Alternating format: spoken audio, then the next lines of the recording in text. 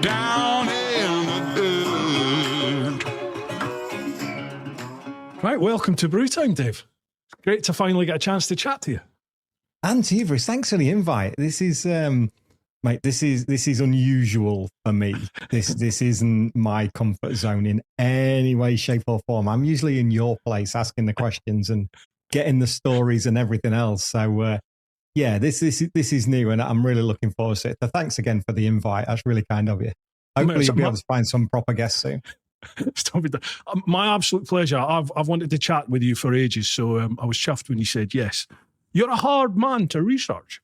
Excuse me. You're a hard man to research. Normally, like there's loads of podcasts of people that you can listen to, and just do a little bit of a background sort of not check, but a background research on people. Check. You're right. That's exactly what it is. I know. Yeah. But you're quite aloof. Trying to find anywhere where you're actually talking about yourself and not being the interviewer is tough. Because it's not about me. It's about the guests. I'm very lucky to do what I do. And I think I've always set off with that thought in mind that I'm not the star of the show. Yeah. The guests are the star of the show. I'm just the bloke who's worked his ass off. That's about as close to swearing as I'll get. Has worked his backside off to get to where we are. Yeah. And it's the guests that have made Off Track and previously Motopod what it is. But yeah, that one podcast that I did with Jennifer, and that was her idea to go, your podcast is becoming really well watched. So do you not think you ought to do a show about yourself? Like, yeah, well, And then people wondering like, who is Dave Neal? How does he get to do this? What on earth has he got to do? Who is he? It got good feedback though, the one you did with Jen, didn't it? Yeah, really pleased with it because I was completely reticent about it. It's not for me. Oh, I hope. We've only just started.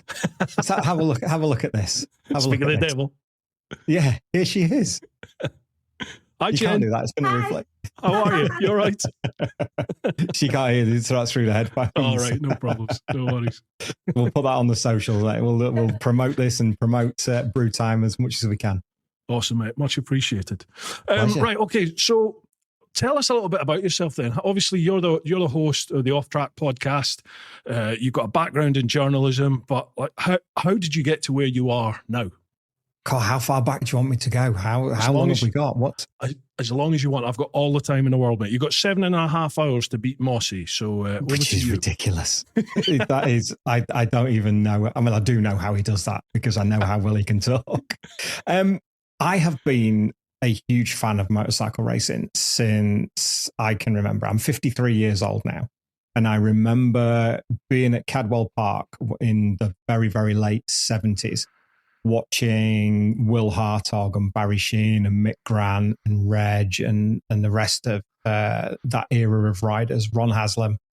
And I can distinctly remember it now. I did a little drop in on a friend of mine's podcast earlier this week who was asking, earliest memories on the Elbows Down chat with Jimmy. And he basically asked the same question, like, what's your earliest memory? And I distinctly remember going up onto the edge of Chris Curve at Cadwell Park and seeing Will Hartog go past in his white leathers and the red, white and blue of the Netherlands colours. And he won I just think I can see it plain as day. He won a fruit machine that day. And really? For the life, I can't remember, it was 78 or 79, but they all got their little brown paper envelopes and brown paper bags from Charlie at the end of the day. But yeah, I think one of the sponsors was a fruit machine company, and Will Hartog won a fruit machine. He's like, no, I'm not a gambling man. And he didn't take it because he obviously got a decent payout for being there. But I remember there used to be the park across in the middle where the Med Centre is now. There used to be swings and a slide at Cadwell Park. And I remember going to Mallory Park after that, and then just became a lifelong fan of motorcycle racing. Barry Sheen was my earliest hero, as he was for an awful lot of people in our generation. And it went on then to Freddie Spencer and to Wayne Gardner, Mick Doohan, not specifically the Hondas, but they were Honda riders at the time, but also our own boys as well that were out there, like Neal and Rob Mack and Reg, Roger Burnett. The mid-'80s and the late 80s were outstanding. But then, Dave, that will never change. I am first and foremost a fan of motorcycle racing. Yes, I've been very fortunate to do what I do over the last 12 or 14 years. I'll explain that as we get nearer the time, because I guess I spoke to a very good friend of mine who works in the paddock and who works on the journalist side. And he said to me before, he said, your story is, these are his words, not mine. He said, your story is quite special because you are a fan who's worked hard and made good. You haven't come through journalism college. You haven't come through the media. You've literally forged your own path, which kind of made me really proud because I never really thought of it that way. But heading off after school, heading off into the RAF, I did 4 years at RAF Prize Norton, 3 years at Cranwell. Came out a little bit early, headed into estate agent for a few years, then into manufacturing. I was a printer for 15 years. What did you do in the RAF? I was assistant air traffic control. So I was, my trade was assistant air traffic control, but I was a flight planner by job. So we were getting the route bags ready, especially at Bryce, which is a 24-hour global military airport, for want of a better phrase. And we looked after flights that went over to Australia, that went to Hong Kong, that went to the Falklands twice a week with the TriStars, that went to Washington Dulles twice a week on the VC-10s, as well as training exercises as well. They went to Germany a couple of times a week. The troops were still in Northern Ireland at the time, so there was Belfast Aldergrove flights. So it was busy times, 24/7, working shifts, 4 on, 4 off. And then at Cranwell, it was the point where Finningley had just closed and they moved the multi-engine training school and the NAB school from Finningley to Cranwell. So they needed a new flight planning unit setting up because they'd only had Central Flying School, which were the really small, the little grob tutors that were flying. So they were just local area. But this was then in support of Northern Europe and a bit further beyond. And they didn't have anybody with that experience. And I just come from Bryce Norton through global flight planning. And they asked, as maybe just a month or so after getting there, will you help us set this up? So we did, which was really cool. Wow. And then 15 years in manufacturing, printing, food packaging, direct contact food packaging. So your salad bags. How did you move from air traffic control in the military to that? Oh man, it's a weird old story. And it involved a female. So I came out early because I didn't want to get posted off to the Falklands. I didn't want to get posted to the north of Scotland. So I did 7 of my 9 years and decided it was time for a career change. And one of the first jobs I applied for was a state agency. The area manager liked the fact that I was ex-military, and somebody summed this up beautifully the other day. I saw it and I won't forget it. It's on time in the military is 5 minutes early. So, and I still to this day, I am uber punctual. I can't get out of it, and I never will, and I don't want to. Yeah, no, I've got to admit, I can let that slip massively. A lot of my lot that come away on tours and the clan meets and stuff that I do, I think I'm a lot better in the last couple of years. But there was, I think, when I left the old Bill, there's a couple of years of just going, and I'd be like, I'll be there on time. And yeah, I was either like half hour early or I'd be 5-10 minutes late. It's just, I could never get it on, but I'm getting there. Sorry. As long as you can deal with that. See, I can't deal with that. As like if you're comfortable with it, then all power to you. I have no problem with that at all. I'm not, because I hate it when other people are late. So it's like, you need to step up to your smart, sort your life out. You can't have your cake and eat it, can you? Yeah, exactly. I suppose you can. You can. You've earned the right to do that, mate. You're fine. I do like cake. I wish I'm on. I'm doing a no sugar February. Apart from I only have sugar in coffee. I don't have it in tea. So I'm going through February with no sugar. So basically no chocolate, no biscuits, things like that. What's the point of living, Dave? Mate, I know. Tell me about it. I don't know. I'll tell you what, I was going to say, do you have a tipple of choice? But I see you've got a brew on the go. And, I have. I have a little beer on the go. So I've just turned my light off. All right, no worries. Stand by. Technical issue, people. Technical issue. There we are. And he's back. Yeah. Sorry about that. No, I just kicked the cable. And to you, sir. And to you, sir. Thank you again. Folks, we've got a new sponsor for the podcast, and that is Supershield Auto. Now, Supershield Automotive provide the very best service in detailing, paint correction, and ceramic coating, your pride and joy. They can also supply and fit products from many suppliers, such as Chiggy, Akropovich, Hex, Denali, Visa, and many more. Get in touch for details, and don't forget to mention TeapotOne for a discount.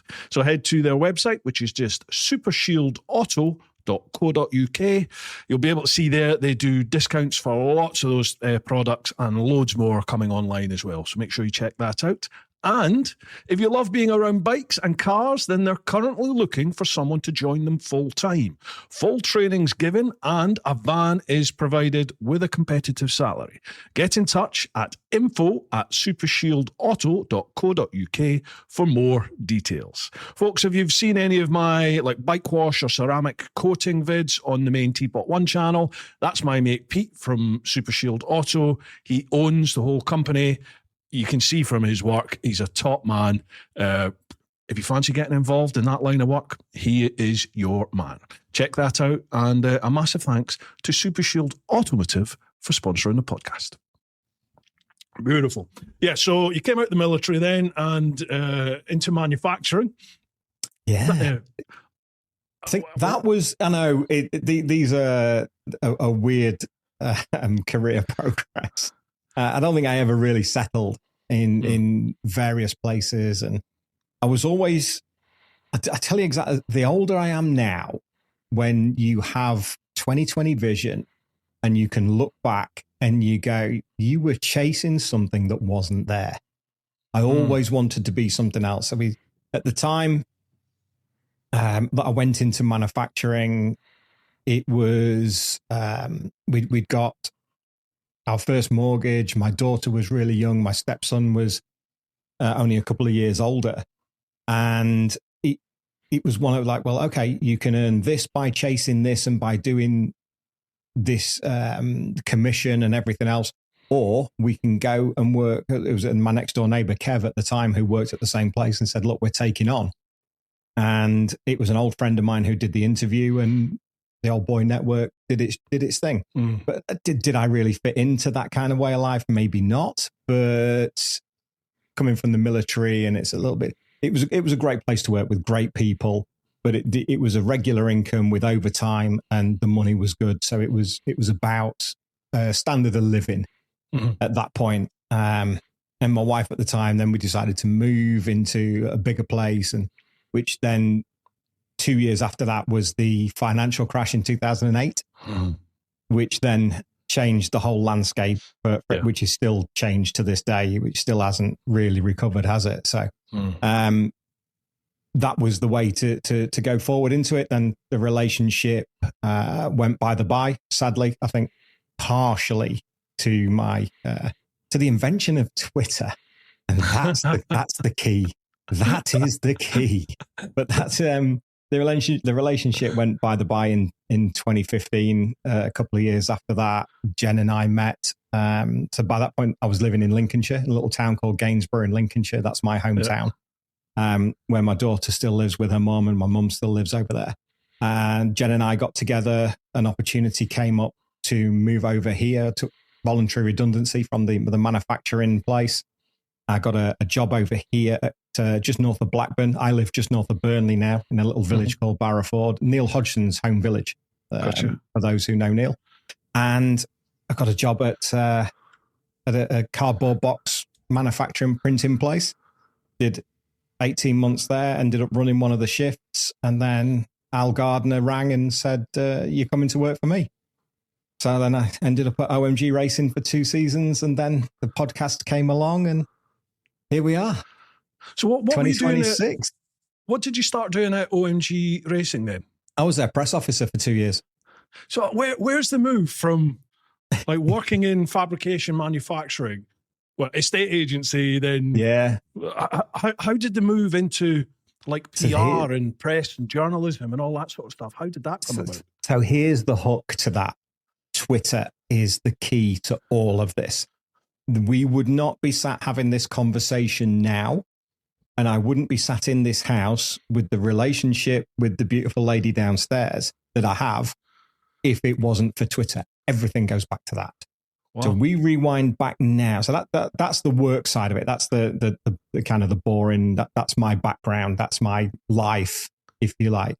For the motorcycle racing side, when Twitter was invented, and when it was in its early days, you could talk to anybody and have conversations before behavior and entitlement became the fore, as it is today with painting with a broad brush. Let's say painting with a broad brush. I'm reading you loud and clear, Dave. I'm reading you loud and clear. Thank you. Yeah. So we don't need to go too deep into that, but you understand where I'm coming from.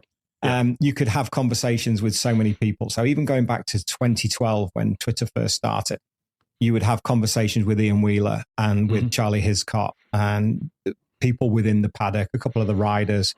One of the other guys I became really good friends with was Alex Briggs, who worked on the front of Valentino's bike for many, many years with Jerry Burgess and the rest of the team at Honda and then Yamaha and Ducati. And while that came on, that's kind of what took my attention. Twitter became an obsession. And I can look back now to me sitting on one sofa and my wife at the time sitting on the other sofa. And it didn't register because that was the goal I was chasing. I want this to lead somewhere. These are the people that I want to spend time with. These are the people I want to be in a circle of. Yeah. Because this is my passion. My other passion, as I've already see, is Sheffield United. So without losing any viewers really quickly, I am one of those who has a passion for motorcycle racing and a passion for football. And I make no apology for it. I am who I am, and I can deal with it. So, with the invention of Twitter, there became it was called Paddock Chatter, which was a Twitter feed that posted news. We did little quizzes. There was Guess the Rider, which a gentleman called Wiggy San from Leeds basically coloured helmets out, and you had to guess the rider, and there was some real curveballs in there.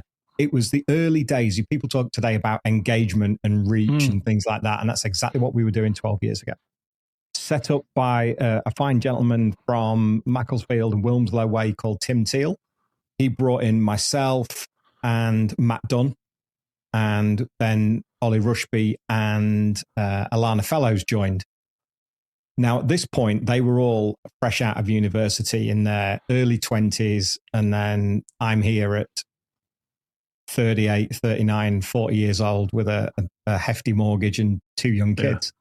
So I'm at a completely different level to what they are. So I remember my daughter was a competitive swimmer. So I remember being up at the local pool, sat up on top of sat on the balcony, watching down, and I'm kind of looking down at Twitter and conversing and then watching her training and thumbs up and all that kind of thing.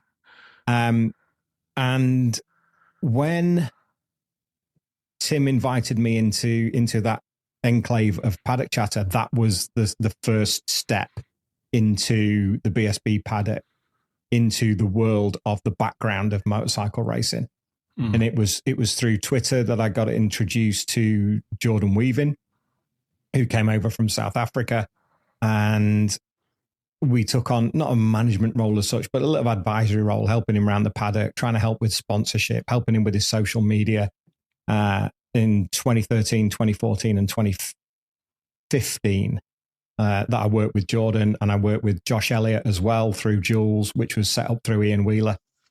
The first bit of journalism I ever did was courtesy of Ian Wheeler, which was a 4-page interview in the Old Motorcycle Racer magazine with Scott Redding. And I did my own blog, which was courtesy of Jared Earl. When I was like, how do you start writing a blog? He said, just start. He said, your first 1,000 words will be Tom Tit, but after that, you'll be all right. And it was at that point of everybody was slating Casey Stoner and nobody was kind of watching what Mark was doing. Everything was Valentino. And it's like, you are missing a trick by not appreciating what Casey does and what Mark can do. And it's all Valentino. Yeah. So that then led on to working with, as we said, with Josh Elliott. Josh Elliott went to ride for OMG Racing in 2018 after winning two Superstock titles. He won one Superstock title for Morello Racing. And then when OMG started in 2018, they had a young rider, Ben Luxton, who's still out there now on their Superstock. It didn't quite work out. Josh lost his ride and went to OMG, won their first ever race at Brookston, met Al Gardner, became great friends with the team. At the point, he said, one day you are going to come and work for me. And then in April 2021, you come into work for me. Wow. And became their press officer at 21, 22 when we won the championship with Brad Ray. That was one of those moments where it's like, Neal, you find yourselves in the weirdest of places. And then at the end of that year, we had the opportunity to take a punt on building the podcast with the help of a good friend, Tom Large, and his Graph Ventures company. And that's what we've done for the last 3 years. So as a potted history of where we get to, you can pick the bones out of that, mate.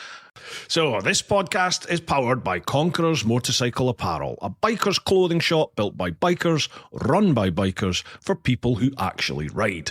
No corporate nonsense, no guessing games, just riders who know their kit inside and out. Walk through the door or jump online and you'll get nothing but 5-star service. The kind where someone actually listens, knows the gear, and won't flog you rubbish just to make a sale.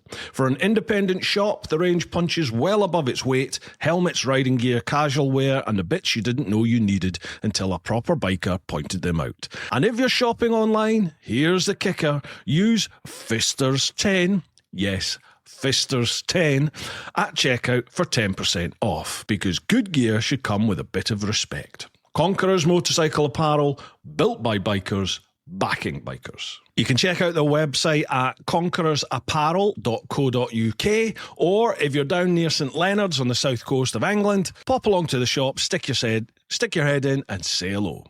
Isn't it? I'm always fascinated, because I have people on this podcast from not just anything to do with bikes or anything to do with travel. I've had folk from all sorts of different places on, as long as they've got a story to tell. And I'm always fascinated about people's journey in life that's got them to where they're at. And it's always the people that seem to make it's the wrong word, but you know what I mean? The people who seem to achieve their dreams or attain a level that they're striving for.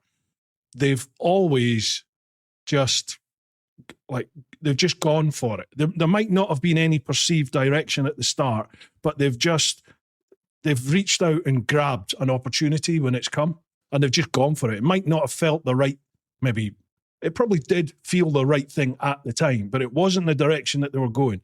And an opportunity's arisen and they've gone for it, and it's taken them a different direction.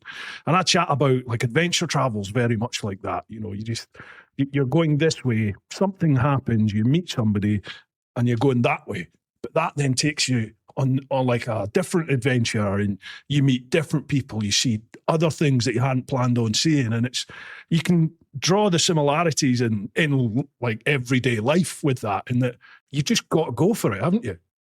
Grasp the nettle and absolutely say yes to everything. What's the worst that can happen? Yeah, grasp the nettle. I've never heard that. That's brilliant. Yeah, 100%. Grasp the nettle. Get on with it. And it was a very good friend of mine who used to work for Honda, Mark Beckley.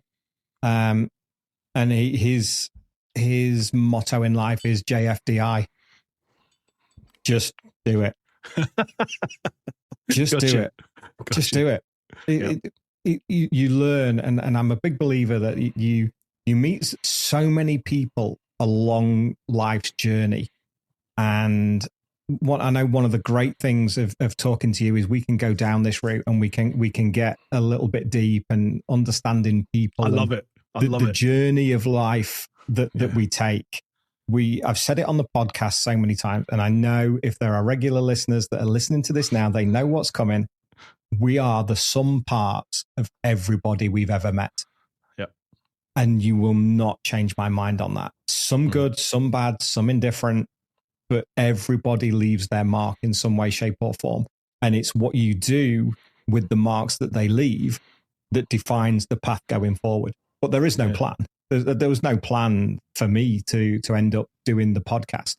And the same, we've missed a reasonable chunk out with Motopod, because that was running along the side as well, which was my first foray into podcasting, which again came through Wiggy-san in Leeds with an American podcast with the good Lord Martin Darlington, the late Jim Race, Jules Chisek.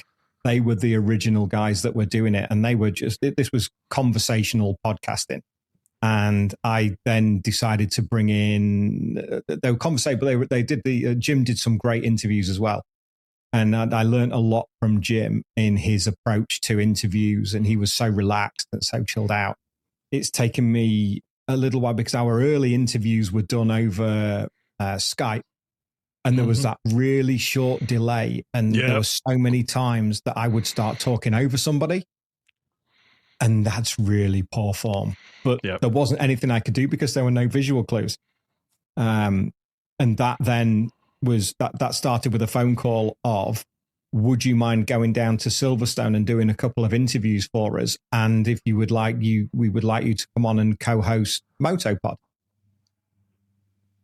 My first ever podcast interview, fresh, you know what's coming here, fresh out of Lincolnshire, never really done, apart from with Scott over the phone, Jorge Lorenzo. Wow. In the factory Yamaha hospitality unit in 2013 at Silverstone was my first foray into podcast interviews. And I was shaking like a crapping dog. It's not my best work, but that was the first one we did. And then I went on to chat to Danny Kent in the back of the Tech 3 truck, and then Keith and Jules in the Erta Lounge. That was my first ever weekend doing podcast. Now, I'm not going to ask you what you think of Jorge Lorenzo, but I'll give my take. I did not like the bloke. I've never met him before, ever, but I just didn't like him as a fan. And then he did his shoulder. Do you remember he did his collarbone? Yeah. I think he did his collarbone on the Friday, and then was it on the Sunday he was racing? And I think he finished. Flew back to Barcelona, and Dr. Mia plated it and pinned it, and there he was coming back. I can see the picture. I can see the video now of him on the Veenslang getting pinged off the front. Yeah. And from then on, I don't know.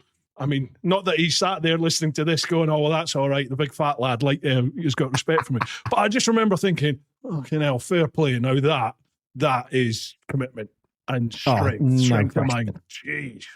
There aren't too many riders that I'm not keen on. And I don't think, I can't think off the top of my head that there are any. Yeah, it's unfair to ask you that. I won't ask. Yeah, no. If I don't get on with them, it's their problem, not mine. And you can't get on with everybody, especially not in that world of egos and butt hurt and things like that. But I have respect for them all because they're all faster than me. So that goes without saying. But yeah, it was a very, very unusual entry into the world of podcasting. And I think we're, maybe 200 guests over more. I'd love to count it up. I've got a running list of all the guests that we've interviewed. The royal we that have interviewed over the years. And you look back and you're like, how? What? You've just. We're all winging it, aren't we? Nobody's got a plan. Nobody knows what they're doing. We are all winging it, and I am the embodiment of winging it.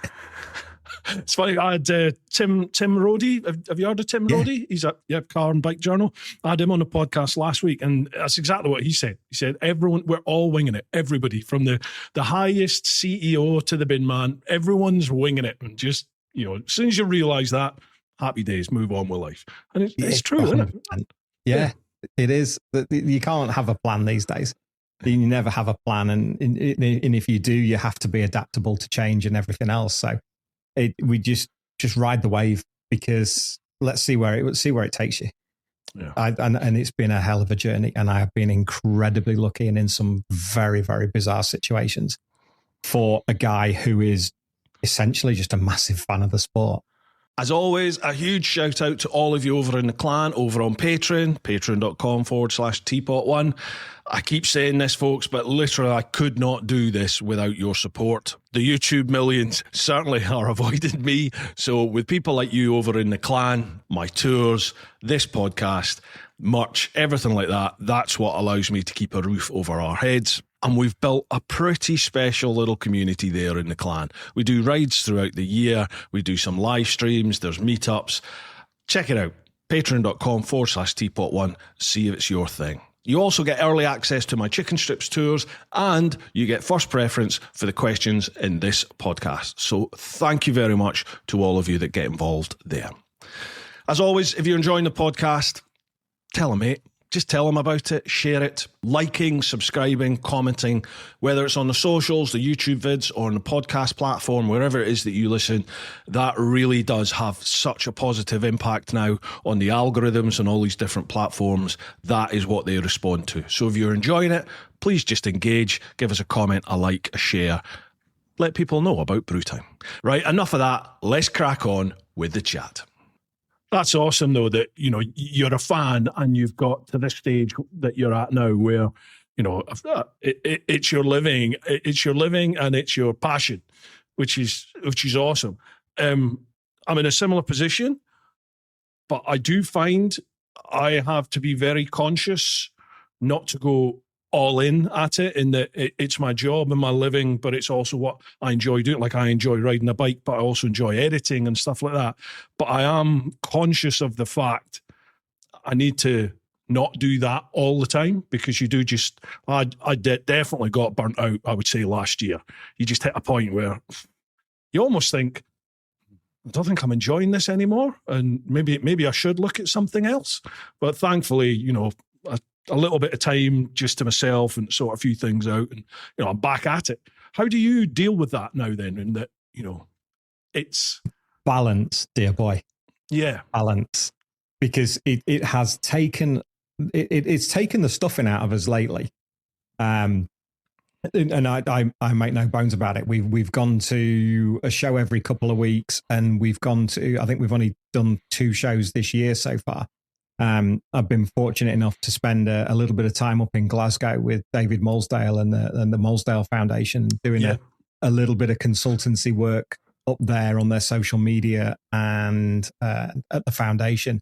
So that's given me a kind of a secondary view at the moment, which has been great. And it's been necessary, because from almost exactly 3 years ago, we have put an episode out every single week, I think bar 6 in 3 years. And I do same as you. I do everything. I plan the guests, I travel to the guests, I edit, and sometimes it's great, sometimes the audio isn't where I would like it to be. The audio is super cool tonight because I've got my Rodecaster to one side and we've got the great mics as you have, so it makes a massive difference to the audio quality. But yeah, learning social media with the help of Matt Dunn, having Ben Curry in on the early days was great, but Ben being a professional motorcycle racer makes it very difficult to get him pinned down. Yeah. And it just ended up as we were finding our feet in the early few months, and then all of a sudden you find your groove, you're in at BSB, you're involved with the riders and you're interviewing them. You build a reputation basically of not being a dick.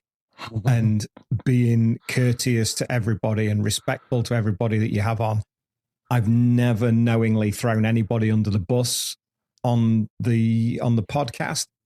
Every now and again, you'll get someone go, Dave, you should have asked this question, and Dave, you should have asked that question. And you know, sometimes you're a bit vanilla, but that's how I want to be, because I would like the guest to come back on, and they're still only human. They still have feelings. They still have their own demons and things to deal with. So I'm not Jeremy Paxman, and I never will be. You get cues. You had the same thing with the great guests that you've had on. You get cues that somebody is willing to talk about something. Yeah. So then you just let them go. And if we get to that situation, and we had it with Tim Martin, he didn't want to speak about William Dunlop back in 2018 and that dreadful accident that the team were involved in, and Tim was, we moved over it straight away. Mhm. Do you want to chat about that yet? No, thank you. No problem. Mhm. Not an issue to me. The guests speak about what they want to speak about. I have my notes. I have my research on everybody. It doesn't matter how long I've known them, how close we are, or how distant we are. I will always research the guests. I will always have a structure in terms of a chronological structure, especially if it's a career review. Then we've got points that we need to raise, but we can always bring it back. We can tangent, but then we can bring it back. And that's been my main point, along with, after learning from the Skype days, and one that we'll come on to later on, I'm sure, a very strained interview that I really didn't enjoy, and I'm kicking myself ever since.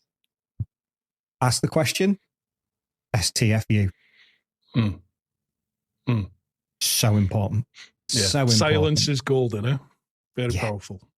Nobody likes a silent pause, like in a job interview or something like that. If the interviewer doesn't say anything, the interviewee will fill the silence. And it's the same with the guests. Motorcycle racers are brilliant. They've all got an ego. They all have a story to tell. It's one of the easiest things of doing a motorcycle racing podcast. Excuse me, Ryder, can we sit down and talk about you for 45 minutes? You're damn right we can. No problem. What time and where? So they're all their own best subject. So it is kind of easy in that respect. But then you build up a rapport, you build up a profile of your own, the same way that you've done with your great show. And then you find your own niche, you find your own groove, you find your own flow. And that then becomes that becomes you. That the podcast then becomes you. As Bru Time is you, and you're the same person that people meet on the tours. I'm the same, I would like to think, that people meet in the paddock. There's no different. I'm not a superstar. I'm just really bloody lucky to do what I do. And it's through the harder you work, the luckier you get. Yeah, absolutely. And it's I go on about this all the time. It's integrity, isn't it? Like, if you don't have integrity, as a man, not even as a man, as a human being, I don't, you haven't got anything, because no one's going to believe anything you say. No one's going to have if someone thinks you're full of it, they're going to have no respect for you. So I couldn't agree more. I just don't see the point in BSing about stuff. It's like, if you don't agree with somebody, I'll mention it, but I don't want to be an arsehole about it. Do you know what I mean? And you'll give someone the option to counter it. It's like, okay, I'm thinking this. Give me your opinion here. Yeah. And if you're not going to see eye to eye, fine. But there's no point in. You see some people getting arsey about stuff and all sorts, don't you? Move on. There is nothing I care enough about to be concerned about or upset by somebody's opinion differing to mine. I have no problem with it at all. You get it on the podcast. You may have it on yours sometimes where you maybe said something and somebody disagreed and you're full of shit. You're doing this. And like, do you know what? It's fine. You're entitled to that. No problem. You carry on as long as Jen's okay, as long as my mum's okay and her mum and dad are okay and my daughter is okay. I'm pretty cool with the world. I do bite comments sometimes. Sometimes I'm okay. I can just let the water run off my back, so to speak. But there's times when it just gets me. I'm like, nah, you're having this. It's like, you wouldn't say that if I was stood in front of you. So let's discuss this and let's figure something out. And sometimes, go on. Sorry. Sometimes you can start a bit of dialogue in the comments, and I've said this umpteen times. Somebody can reply and go, whoa, that wasn't what I meant. You've taken that the wrong way. And you then, you can then have like a civil bit of discourse in the comments. Other times they come right back at you and you just end up with this, my dad's bigger than your dad thing. And it's like, oh, okay, screw up. We'll leave that. Move on. There's only been one guy, and considering we're coming up to nearly, if we may have passed it over the last day or two, but we're certainly very, very close to 2 million views on YouTube now. Wow. And which I'm super proud of in 3 years. But that's down to the quality of the guests. The one guy absolutely battered me because he thought I was very negative about Glenn Irwin. And I don't ever remember being negative about Glenn Irwin, but Glenn and I get on fabulously well. He did throw me under the bus at Brands Hatch at the end of last year on the Ixon fan stage, but I have forgiven him for that. He was a little bit upset because he was 35 minutes late. And we told him that it's okay, you don't have to come up, but the powers that be said, no, you're going. So he wasn't in the best of moods, and I completely understand that. And you do exactly what you say. You get into the comments, and I will always back myself. I will always explain myself. If something isn't right, or somebody said, well, you should have done this, and why didn't you do that? And this is a bit rubbish, or that was a bit like, do you know what? That was a situation. That's why that happened.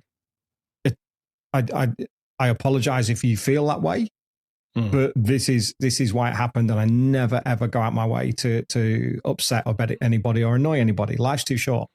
This is the only run we get at this. So pick your battles. But exactly what you say. So, and almost everybody, apart from that fella, has gone, oh, all right, Dave. No, I understand that. No, thanks for clarifying it. Like, you're welcome. Enjoy the show. And that ends it. Because like you say, once you go back to them and explain the reason why, this social media, even though I work in social media and it's an integral part of the job and engagement and building a community and things like that, the propensity of people to fire a reply that as much as they maintain that they would say it to your face, they absolutely wouldn't. Yeah. That you can fire it on social media and not think that it has an effect on people. Very, very misguided. And that's where now social media has changed so much. If my time was now at however old I was at that point, 30, 38 years old, something like that, 39 years old, I couldn't do now what I did then to be in the position now, 13, 14 years later, because the whole landscape of social media has changed, and it was of its time, and we've used it to its best ability. It's got me a beautiful girlfriend. It's got me with some amazing friends and acquaintances and situations that I have that I completely adore, and would. A fair few of them, I'd walk over hot coals for them because they've extended courtesy and trust and support to me through my journey. And I'm very, very fortunate to walk through the paddock and know 90% of pit lane, you know. And one of the early stories, I'll share a couple of stories with you if you don't mind. Of course. And the early days of Jen and I being together, we went down to Silverstone for MotoGP, and we're walking through the paddock, and all of a sudden this scooter screeches up alongside us.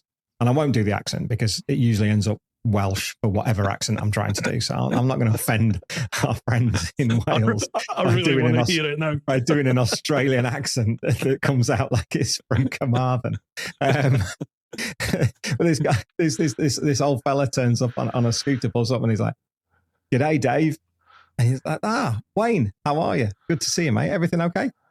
And Jen's looking at me going like, that's Wayne Gardner. He's literally just pulled up next to you to say, I said, yeah, we've done a couple of 3 or 4 podcasts over the years. How cool is that, man? We've got to know each other. And, you know, there is a massive danger in this conversation for an awful lot of clangs, for name drops.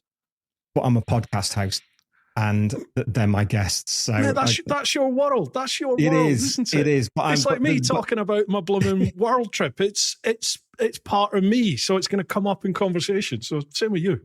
And that's exactly what happened. We'd walk around. We'd said cheerio to Wayne, and we'd had a good chat with him. And Jen's like, "That's just ridiculous."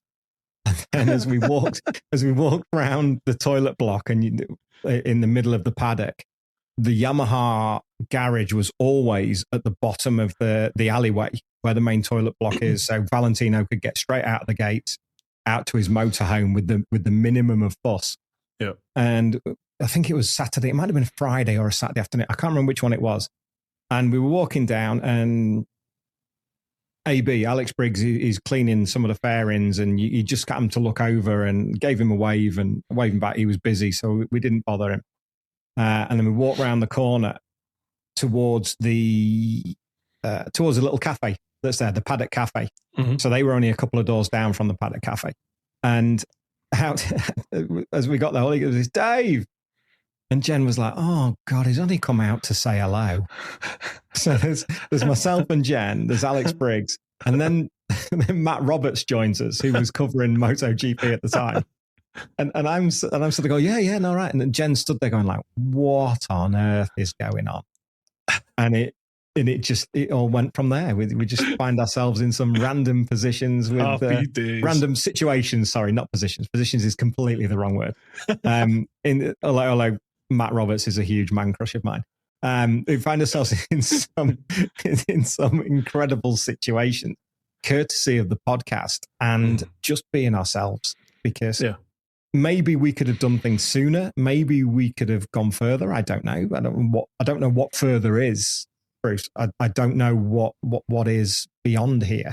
I don't know where the future lies. I'm in this modern world, and to quote Matt from when we did an interview with him in Manchester a couple of years ago, he's at that point he said, I'm a 43-year-old white male. My opportunities are limited going forward. And that was 3 years ago. So for me as a 53-year-old white male, I don't know what the opportunity, but it's motorcycle racing. It's not BBC. It's not national or international broadcasting who have their reasons and their ways and means of doing things through inclusivity and diversity and everything else, which is absolutely fine. But fortunately, in motorcycle racing, knowledge is power. Absolutely. And I like to think that we got the Ixon job last year. Stuart Higgs was kind enough to offer me the Paddock show, the BSB fan zone Paddock stage job last year that we did for 7 rounds, interviewing riders from the support classes and BSB. And he wouldn't have offered me that if he didn't think I was right, because Stuart has his finger on the pulse of everything. And I'd like to think we did a great job, because I thoroughly enjoyed it. Yeah, it was interesting what you said there about the opportunities are limited. Do you not kind of think that I would imagine that's absolutely the case through traditional media? But, you're setting your own path here, like on social media and through the podcast, and you're out there making things happen, and you are your end product. So like you're a success because of who you are, not what you look like, or it's you as a person, and you is how you interact with your guests, and obviously other people within the paddock and within the industry.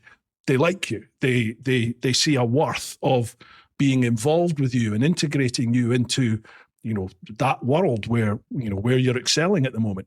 And there's not really, as an outsider, there's no limits to that, because, as long as you keep being you're just going to, and doing the great work that you do, you're just going to be attracting more and more listeners and viewers and a bigger community, and your brand just grows and grows and grows, doesn't it?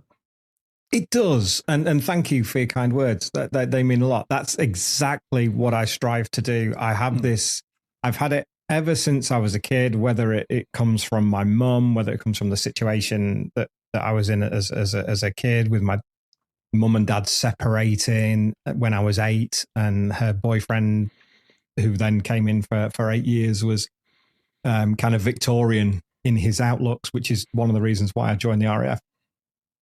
But I've managed to temper it, I think, a little bit nowadays. The older I get, the not the less I care, but the less important it becomes. That I've always had this desire to be liked. I like being liked. I don't like people thinking ill of me for whatever reason. And I don't like to be in that position where somebody would think, as you walk through the paddock or down the street in the local village or in the local pub or something like that, and to look across and go, he's a dick. it's my biggest fear. Now, whether anybody watching that thinks I am, I can live with that. I can deal with it. But I think that's been the staple part of who I am and how I am with as many people as I can, because I think it's important to be liked. It's important to make people feel good, more so in this day and age than ever before. Everybody likes a compliment. Everybody likes it. You know, so how are you? What's going on with you? And what's going on in your world?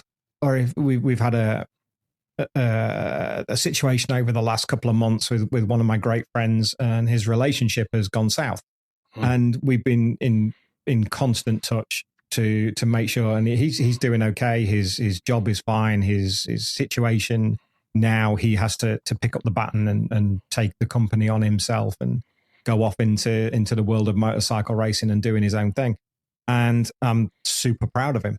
He's much younger than I am, but that's the other great thing, as I slightly digress. The other great thing about this sport is age doesn't matter in any way, shape or form. I can talk to Max Cook, who's 22, 23 years old, right, to Shaky, to Jason O'Halloran, to some of and Brooksy, to some of the older boys, and the ones in between, like your Tommy Bridewells and the ones that are coming up into their 30s, and your Brad Rays and your Carl Rides. Age doesn't matter. They're just riders. Yet some of them are senior riders, some of them are junior riders, but age doesn't come into it, and it doesn't come into it for me either, because as long as you've got the knowledge, the presence, and the personality, nothing matters, because you've got guys that are in that pit lane that have been in that paddock 35, 40 years, and they're still doing it. They're still throwing tires around. They're still throwing spanners around. There is nothing they haven't seen, and you have to respect that. I've always been, I guess it's deferential, the word. I've been deferential to everybody in the paddock because they have the experience, not me. And now I'm in that position where I have experience, but they've all still been there longer than I have. So they have my utmost respect. And just as we go through this, Bruce, if I go off on a tangent and I don't answer the question that you've asked, that's my inexperience as a guest. So make sure you remind me of the question. Dave, this, you said that you have structure and everything in your podcast. I don't. I literally hit record, and I treat this like we're down the pub having a chat. Yeah, perfect. You know, I am all over that. So I love going off on tangents. It's brilliant. We'll start talking about aliens soon. Don't worry about it. Yeah, no, that's fine. And I'm game for anything, mate. I have no problem. There are no. This is the greatest version of what you see is what you get. Yeah, brilliant. That's what we want. In my head, what I'm thinking is, as an outsider with very limited knowledge of racing and like the paddock and that world, it always struck me that anyone I did know who was around that area always remarked about how it can be quite secretive and people can be very guarded about, you know, especially paddock politics and team politics and everything like that. And what strikes me is that, you know, I've watched a lot of your podcast episodes with lots of different riders and team members and managers, loads of people, you know, from a broad spectrum within that world. And everyone is very, or certainly appears to be very open and at ease with you. And, you know, that's an achievement, I'd imagine, on your behalf, to be that person that people are comfortable around so that they can relax and have that conversation with you without thinking, you know, as you said before, is he going to throw me under the bus? What could be the consequences of what I'm away to say? No doubt that's in people's minds, obviously, but they come across as very relaxed to talk to you. Thank you. And that means a lot, because that's something that has grown organically. I think I treat all my guests with the respect that they deserve, and even standard things, please and thank you, and not making demands of them. Would you mind? Is it possible? When would you be free? And one of the biggest biggest things that I have that, as we talk about manners, you will never catch me shaking hands sitting down. If somebody comes across to say, I know we have on the podcast when we've said thank you, I will always, even if I just make an effort to show that kind of thing, because manners cost nothing. And manners make the man. That's what I was always brought up to. I could not agree more. And I think part of what we do with the podcast, part of the reputation that I've grown over the last, I keep saying 3 years. It's not. It's 12 and a half years. September 2013 was the first time when those interviews went out from Silverstone. And I think because of that deferential nature that isn't put on, these are all guys that I look up to.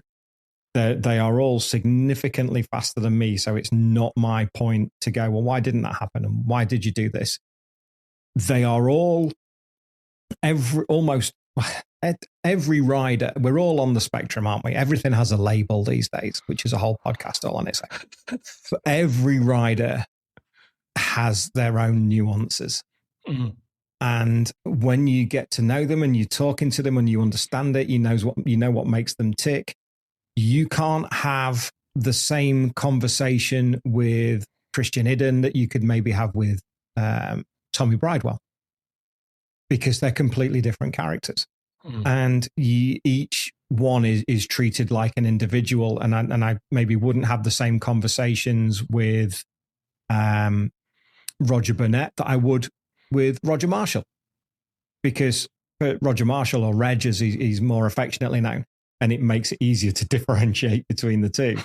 Reg had a fantastic career and has so many stories from racing, whereas Roger he took a lot more interest in the commercial side. He admitted it on the last podcast. If he applied himself to his racing more, he would have more likely been more successful. But he didn't. He had the eye on the commercial side, and everything was well presented. How he got his nickname of Hairnet, because everything was immaculate. Everything was how it should be. And he was absolutely perfect in everything he did. And I learn so much from both of them, and to call them both friends now is a real privilege, because they are just the best, and they're Lincolnshire boys as well, which always helps. But in terms of making the guests at ease, it feels really good, because I think you never know who's watching your podcast. You never know. And it never ceases to amaze me that if somebody's coming on for the first time and you go, hi, would you mind coming? Yeah, I've seen a few of your shows. I really enjoyed them. Yeah, I'd love to. And you go like, shit, I didn't realize you've no idea who's watching. You've no idea how far these podcasts reach and who's watching. And Fred Merkel and people like that. You kind of go like, this is just nuts. I'm just a guy from Lincolnshire who's just asking questions of some really, really cool people. So yeah, I'm grateful for what you said. Thank you. That really means a lot. And I hope it does show that they are relaxed, and you tell by their body language. Very few sit there with their arms crossed, because I don't. I'm open. My palms are open. My book is in front of me. I'll open my arms out and I'll relax as much as I can. And body language is mirrored. So if I cross my arms, it's highly likely that my guest will cross it. I'm no expert on body language. It's just little things that you pick up. And if I'm open and smiling and relaxed, and I've made them a brew, and then they relax immediately. And I think over the years, they know that I'm not going to throw them under the bus, and I'm not going to ask them a question that they really don't want to answer, because they won't. And it just becomes awkward, and they probably would never come back on the show. Did this art of the conversation, and I'm not blowing smoke up your arse, it is an art. We both know it's an art to be able to hold a conversation, particularly with people you've never met before and things like that. Is that something, have you innately always had that, do you think? Or is that something which you've just developed as you've gone, once you've been in that world? I think it's definitely developed. Definitely. The art of listening rather than hearing is an art in itself. But I don't know about you, but half the time when I'm editing podcasts and I'm listening back, I learn so much, because when you're the interviewer, the interviewee is talking not only to me, but the audience are listening intently, or they're watching intently on YouTube. Well, my brain is going, what's the next question? Think about this. Yeah. Don't forget that question. Don't forget that question. Don't forget that question. He's finished. Ask the question. Shit, what was the question? So or an interesting topic comes up, and then by the end of their section of talking, there's about another 2, and you're like, what was I going to talk about initially? It's 100% that. There's so many times I've been in that position where I cannot tell you what my guest said, because in my head, the hamster wheel's going to try and remember the question that I thought, that's going to be a great question. Don't forget it. And then instantly forget the question. And all of a sudden the guest goes quiet and you're like, oh shit, I wasn't listening. What did they say there? Yeah. And then following on, and that's where that silence comes in that we spoke about before. Yeah. And the power of, tell me more. Mm. And that's all you have to say. And what happened then? Why was that? Mm. Really? That doesn't sound right. You're giving away secrets here, Dave. Mate, it's easy. It's easy. And it's having the confidence to sit down with these guys who you are huge fans of, because that's the sport, and they are the pinnacle of domestic racing, the pinnacle of, whether it's Dovey or people like that, young David Alonso that we spoke to at Silverstone last year, who is going to be a record breaker, and make no mistake. When you deal with people like that and you get to speak to them, and it just develops over time. Yes, I'm a people person. I'm a social butterfly from time to time. I enjoy conversation. I enjoy learning about people. I enjoy understanding the people that I really like and being on a wavelength with them. And just, if they make me feel good when I walk away, and I like to think I've made them feel good when we walk away. Just making a fuss of people. We after recent years and people not liking handshakes or hugs and stuff like that, mate, I'm a hugger. I am tactile. I am straight in there. Because that's what we don't have a lot of these days. And I like people. And I like people to like me, and I like to like them. And whether that sounds a bit sappy or whatever, it's got me where I am today because of who I am, not what I am. I think it's quite refreshing in this day and age, and that a lot of people, particularly people who are in the limelight on social media and things like that, they're very aware of what they say, what they do. Are they flying the right flag for that day? Are they saying the right buzzwords? I'm gonna say all that bollocks. I don't mean any offence to anybody that's out there that is passionate about any of that. Yeah, you know what I mean? It's just like I'm not. It's not that I'm not interested. There's just so much of it these days, isn't there? And it doesn't feel like a lot of people, when they do this, are particularly genuine, because they'll move on to the next thing the next day or the next week. So when you have, I really do think that's why podcasts have exploded the way they have, particularly long form podcasts, an hour, 2, 3 hours or whatever it is, because you can't BS for that length of time. You can't keep up a pretense, or very few people can keep up that pretense. And I think people are gravitating towards it because it's refreshing. They can sit and listen to real conversation, which is quite rare for a lot of people these days. And just hearing people be genuine. And that is 100% it. I don't know how to be any different to as I am now. I haven't got the effort, the emotion, or the inclination. I am unapologetically me. That this is what you find, and I'm happy with that. I'm 53 years old. There's more sand in the bottom than the top, so I'm quite happy with who I am. And if that fits in with other people, then great. If it doesn't, then hey, enjoy your life. It's not a problem. Yeah. You're quite right, and we aren't in a position to fly different flags or to virtue signal or whatever it's called. And that was the word I was looking for. Do that kind of thing. I don't get it. I don't want to get it. And I know it's the modern way and this is the modern world we live in, but I've got this far and I'm doing okay. Whether that's dinosaur and whether that's archaic, I don't care. We're Gen X, and I fully believe in the generations. We're the last ones that didn't depend on technology, and we're the ones that have had to make the jump to be able to do this. We weren't born into this. We've had to develop our skills to be able to have this conversation in my little camera in your studio, a couple of 100 miles apart, that we can do this. We've had to adapt the most. But do you know what? It doesn't mean to say we've left the old-fashioned values that were instilled into us in those days, where it is respect for each other and you are who you are. And that's how we get to do it. So, yeah, no, you on podcasts, you're quite right. You can't really escape from who you are, because you 100% right. You cannot be something different. And especially if you have a niche subject. I couldn't be you because I haven't done what you've done and experienced what you have, whether it's through the bobbies, whether it's through the round the world, whether it's through the European tours, all the experience you have.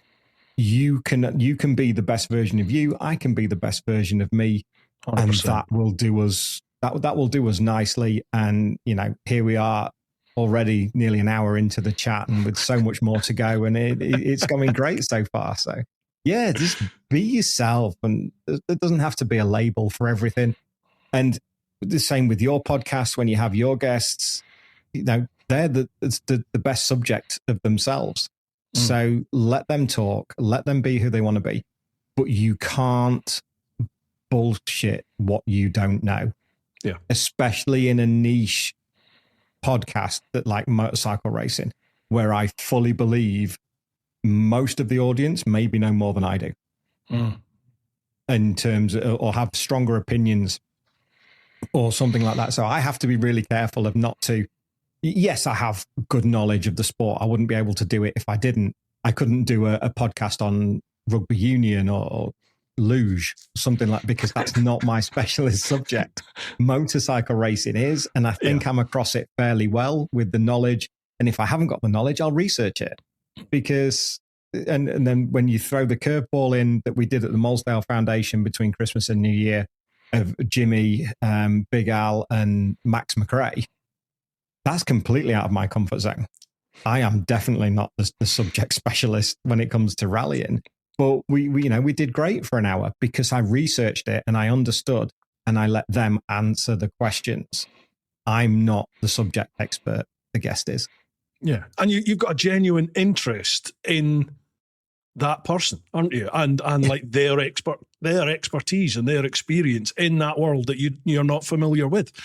Everyone wants to talk about either themselves or their opinion on something or their experience of something, don't they? It's like, of course, ask me a question about something I know. I'm going to tell you, of course.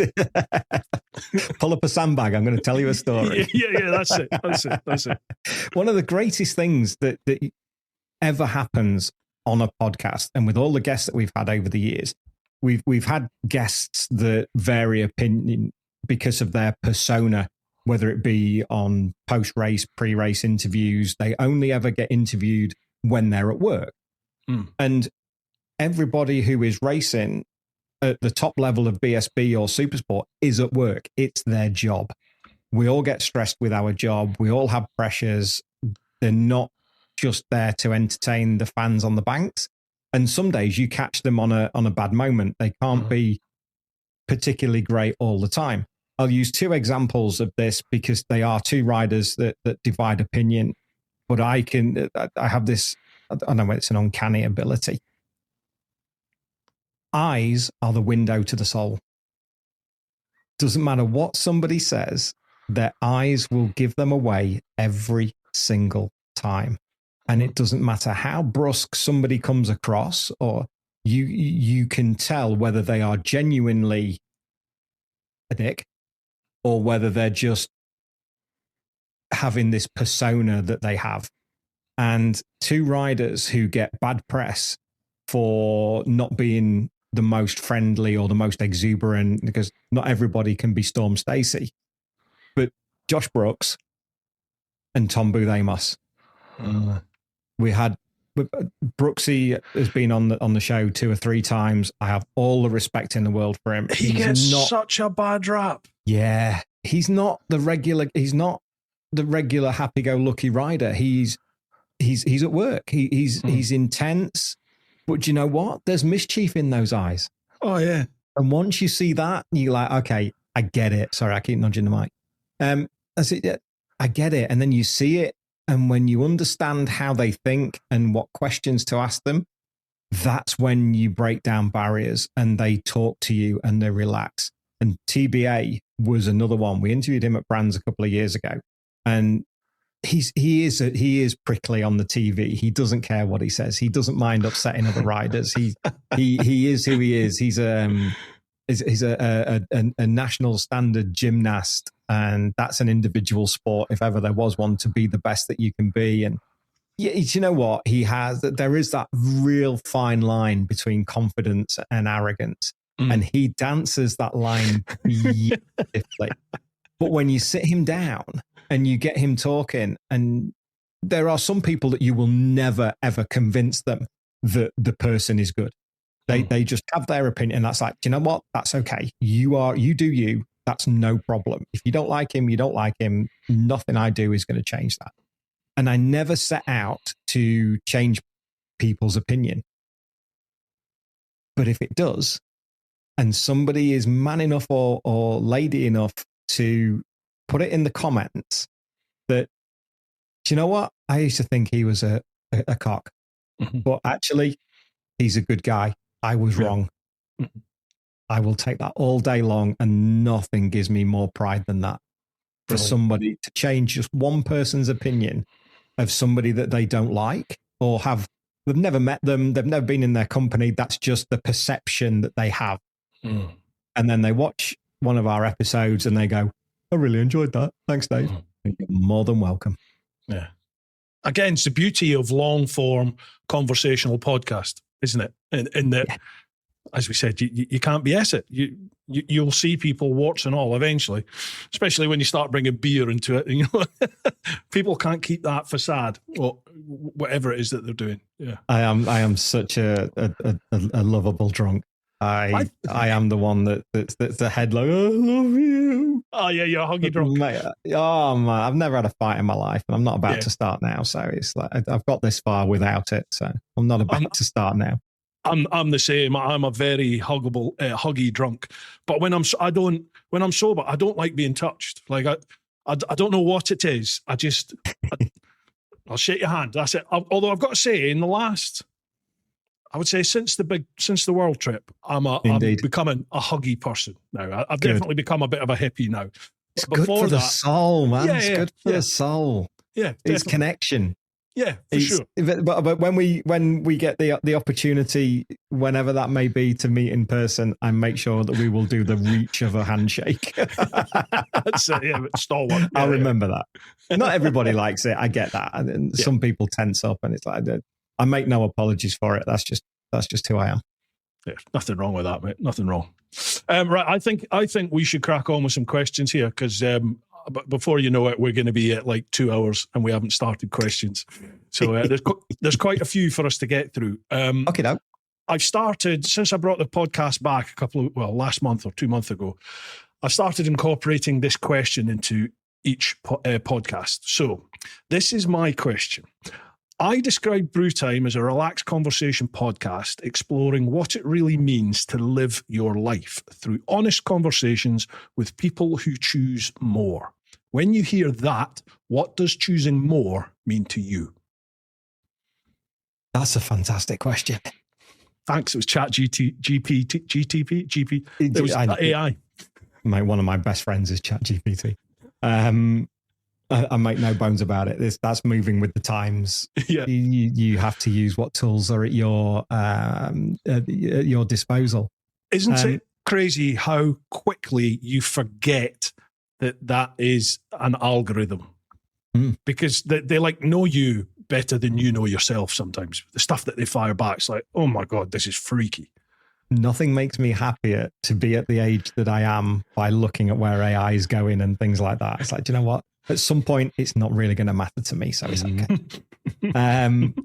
We're choosing more. Yeah. What does that mean to you? Oh, dear.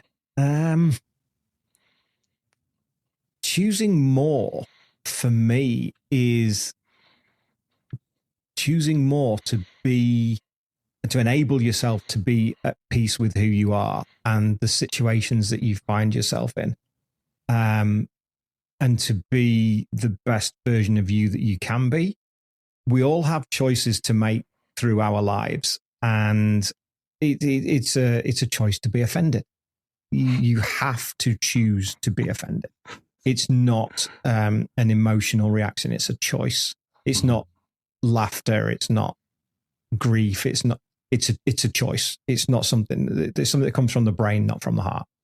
And to choose more, if I'm understanding this correctly, because I'm usually the one that asks deep questions and then just sits back and waits for the answer because I don't have to answer it. Yeah, the older you get, the more you understand where your point is in life, because you spend your first 20s, 30s, 40s chasing. You want that next big job, that next big pay rise. You want stability. You want, for some people it's routine. They want that 9 to 5 job. They want weekends off. They want 2 weeks in Tenerife every year. And that's great. I have no issue with that at all. But I like spontaneity. I like that we don't have a plan in life. We came together later. So we both have relationships that are behind us now. So we've started again. So financially, had we still been in the previous relationship, we would have been more secure, but we're not, and we don't care. It's choosing more to be at peace with yourself and understanding the world around you. Jimmy Carr summed it up beautifully. He said there is nothing in a shopping centre like the Trafford Centre or Meadowhall, Braehead, wherever, that you will need or will be aware of in 5 years' time. Nothing. And do you know, there's a lot you see on social media these days, and there's a lot on TikTok, and there's a whole heap of crap out there. But there are also one or two things that make you reset. And do you know what? It really doesn't matter. We all came in the same way. We all go out the same way. You have to make the best of the time that you have, because we all know how much sand is in the bottom. None of us know how much is in the top. So to choose more is to choose the best life for you, to enjoy every day the very best you can. We were reminded of that at BSB last year with OJ and Shane. And that is difficult when it comes to podcasts. Really difficult.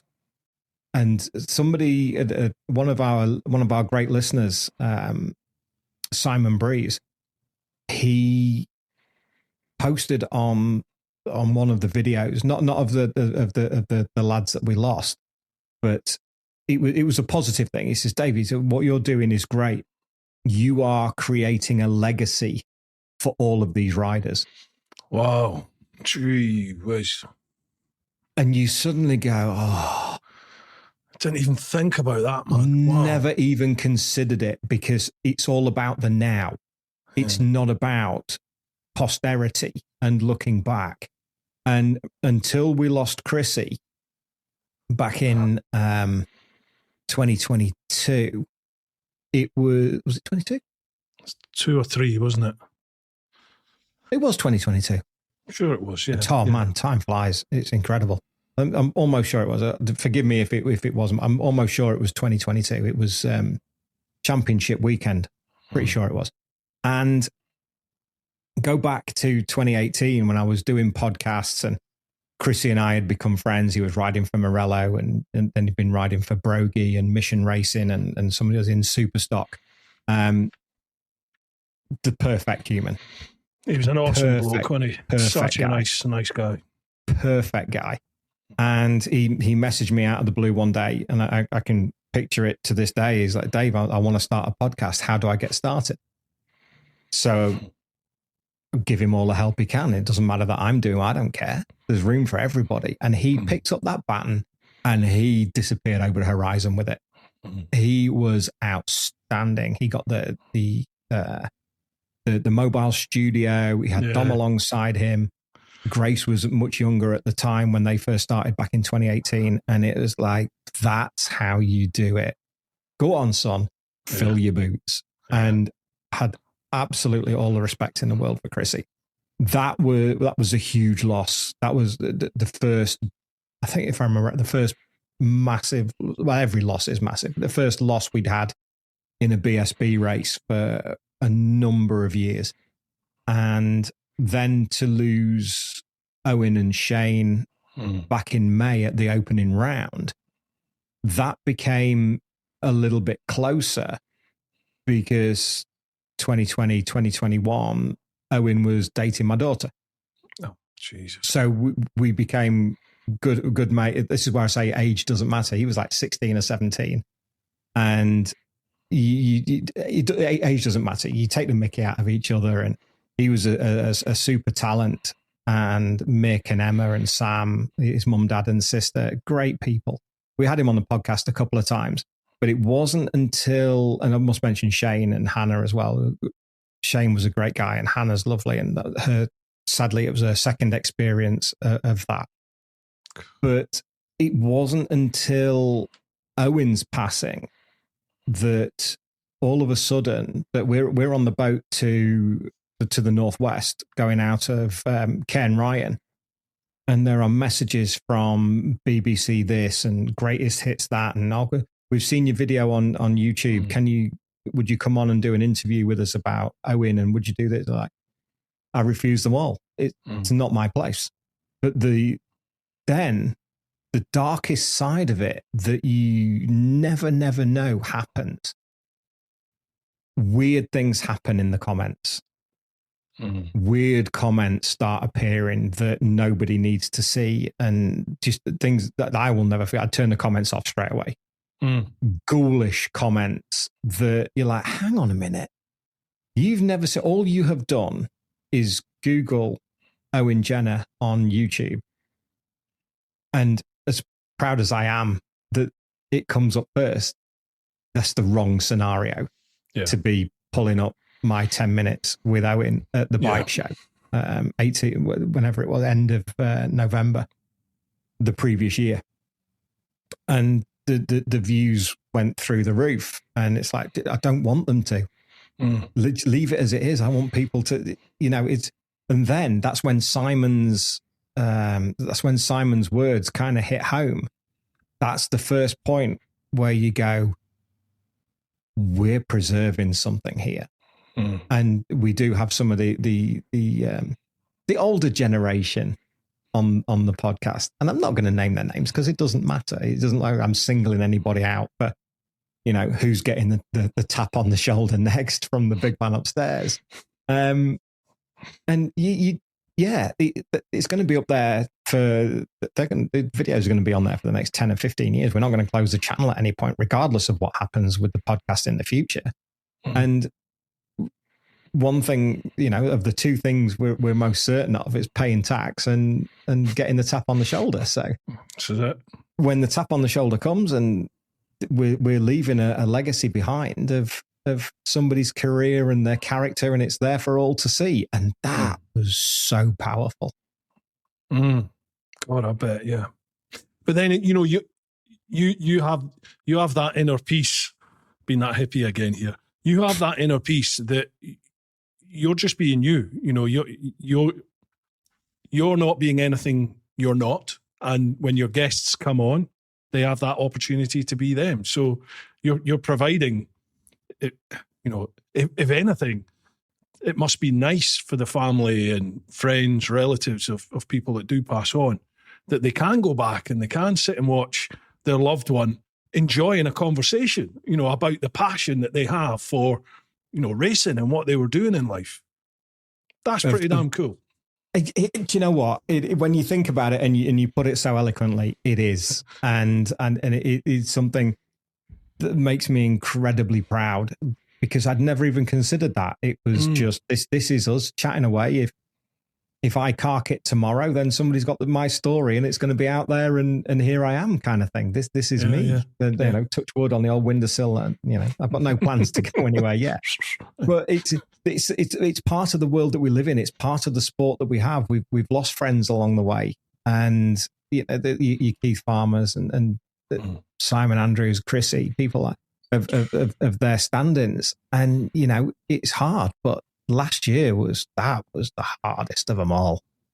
Normally you can never be desensitized to it. Never. I don't care what anybody says.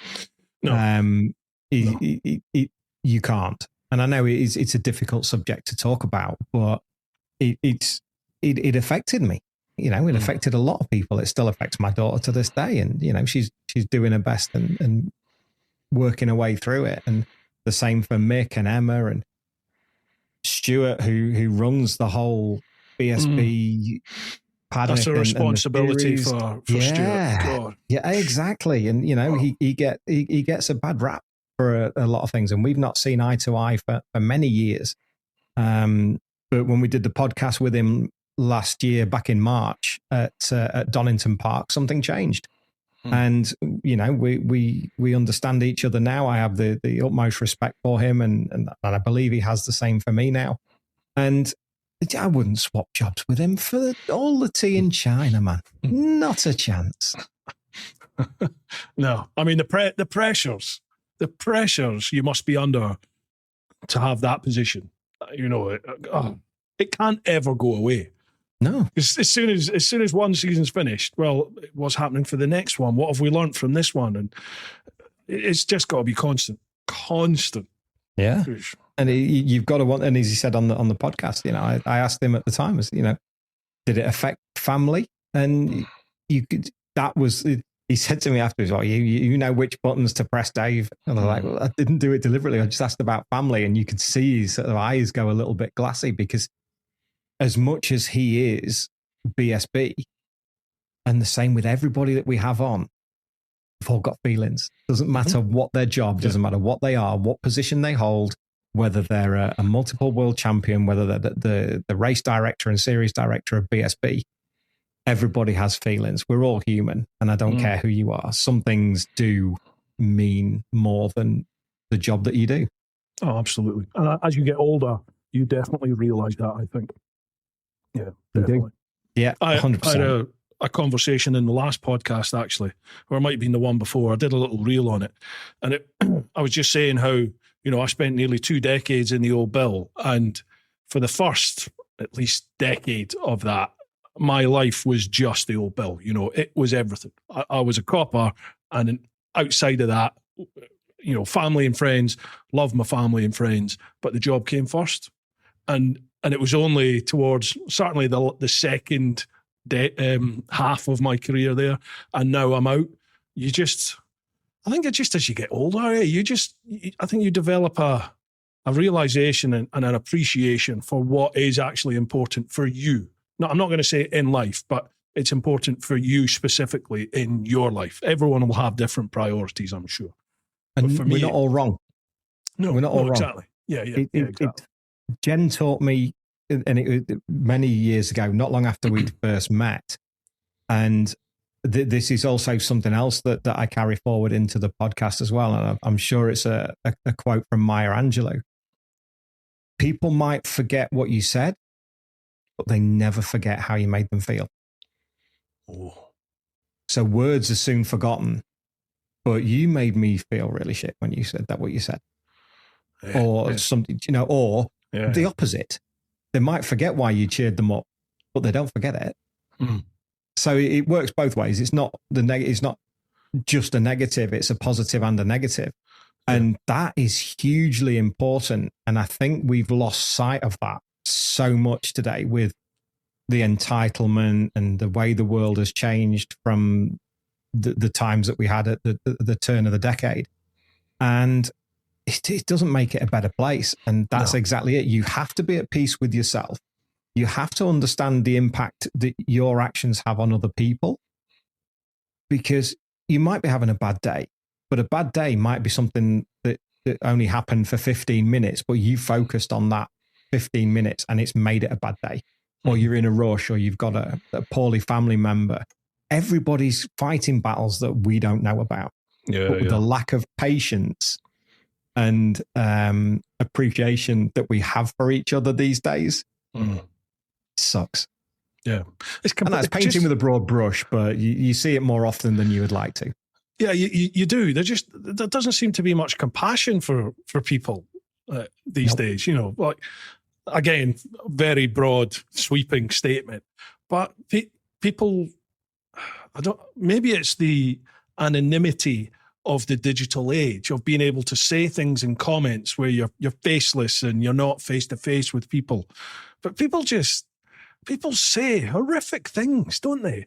And that seems to have migrated out onto the street now, and people are just calling people names straight away without any thought about, you know, what impact that can have. No repercussions, because if you have a group of, and you'll know this from being on the job for 20 years, when we were kids, and if we were out in Gainsborough and we were messing about and just a bit of horseplay, nobody, you know, not hurting anybody or anything like that.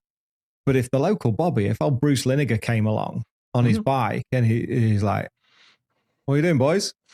And he's like, Do I need to let your mum and dad know? Yeah. No. Are you going home now? Yes, PC Lineker, we are. Right, off you go. Make sure you're home and no more will be said. Yeah.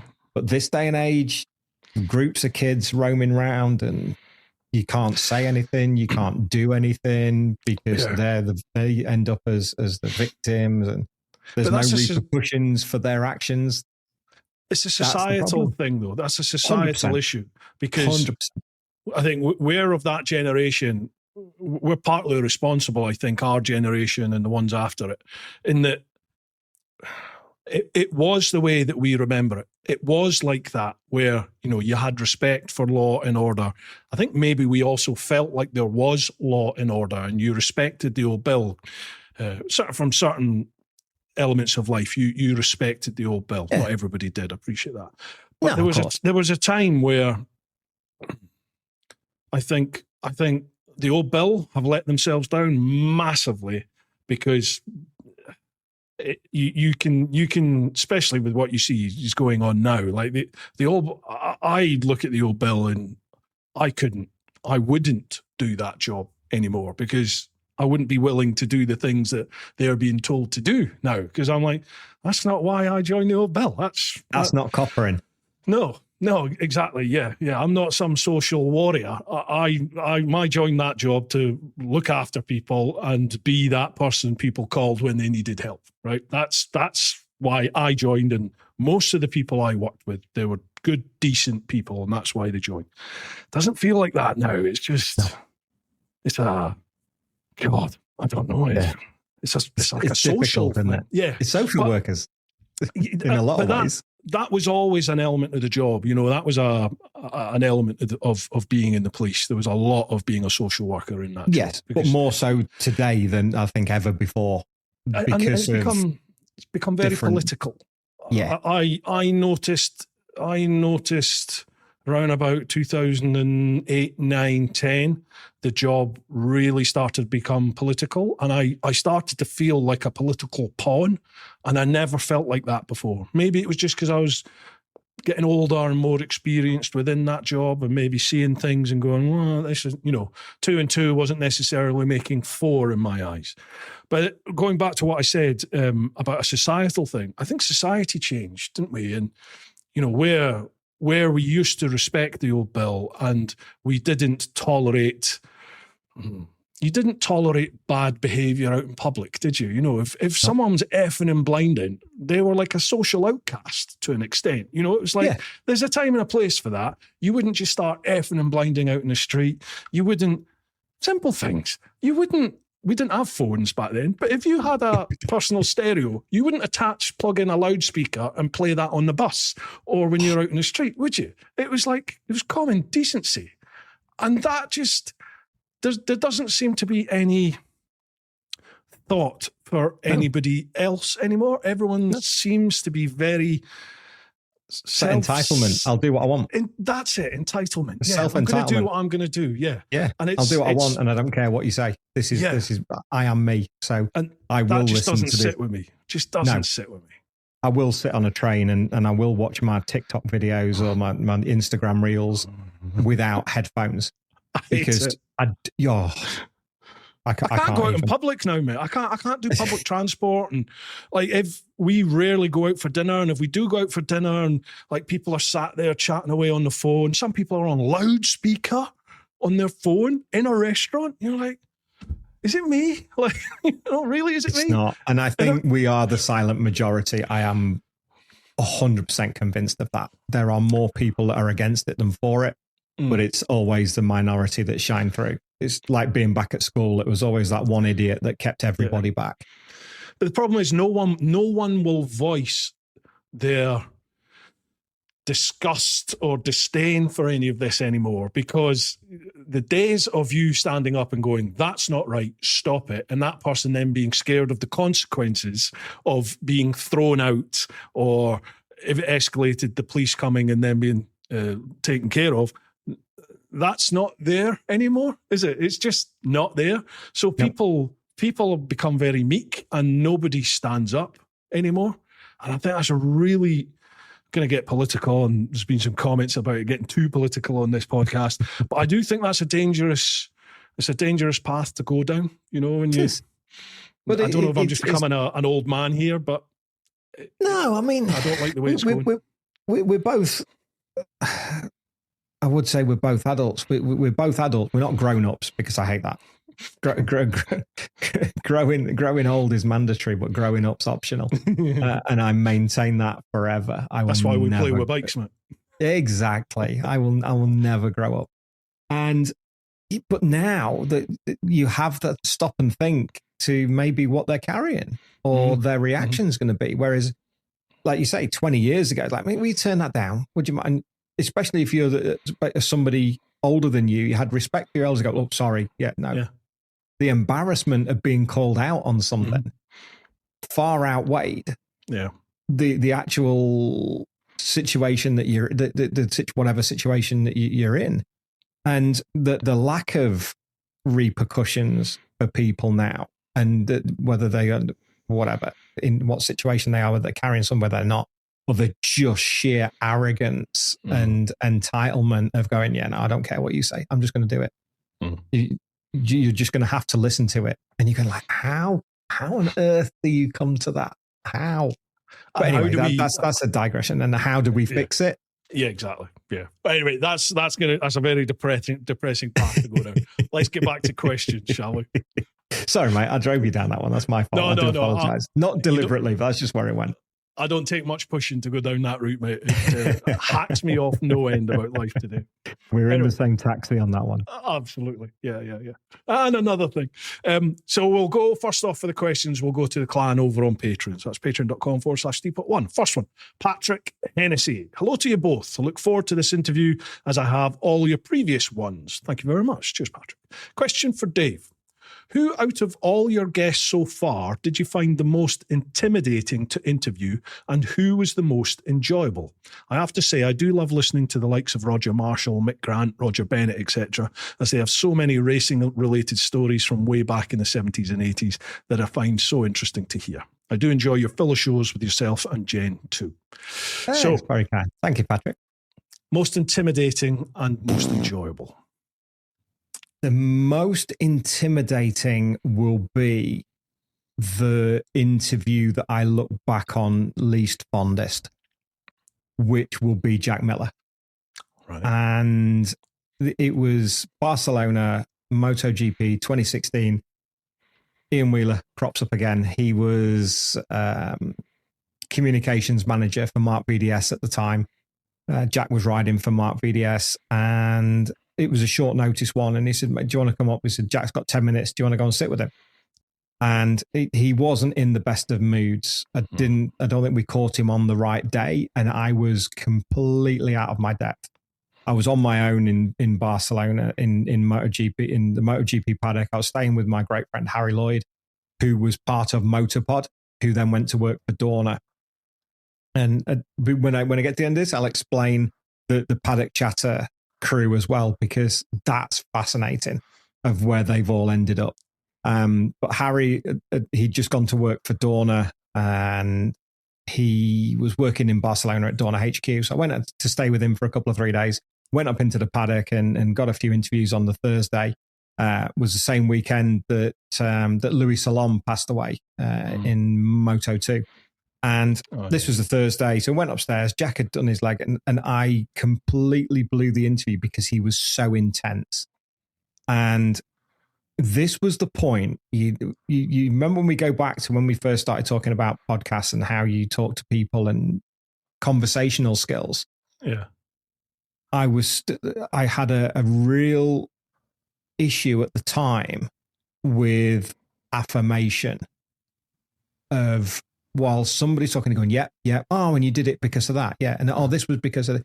So here was Jack Miller, who is the consummate professional, who is used to dealing with professional journalists, who's recovering from a broken leg, I'm the last journo of the day, which I use the term loosely because I'm not a journo. I'm a podcast host and I get to ask questions, which is great. I'm not a trained journalist, and everything I've done is self-taught or learned through watching other people, which is, I guess, is self-taught, and advice that I've received along the way. And it was through one of those points of affirmation when he rolled his eyes at me. It cut me to the bone. Oh God. I could not recover after that. And it threw me off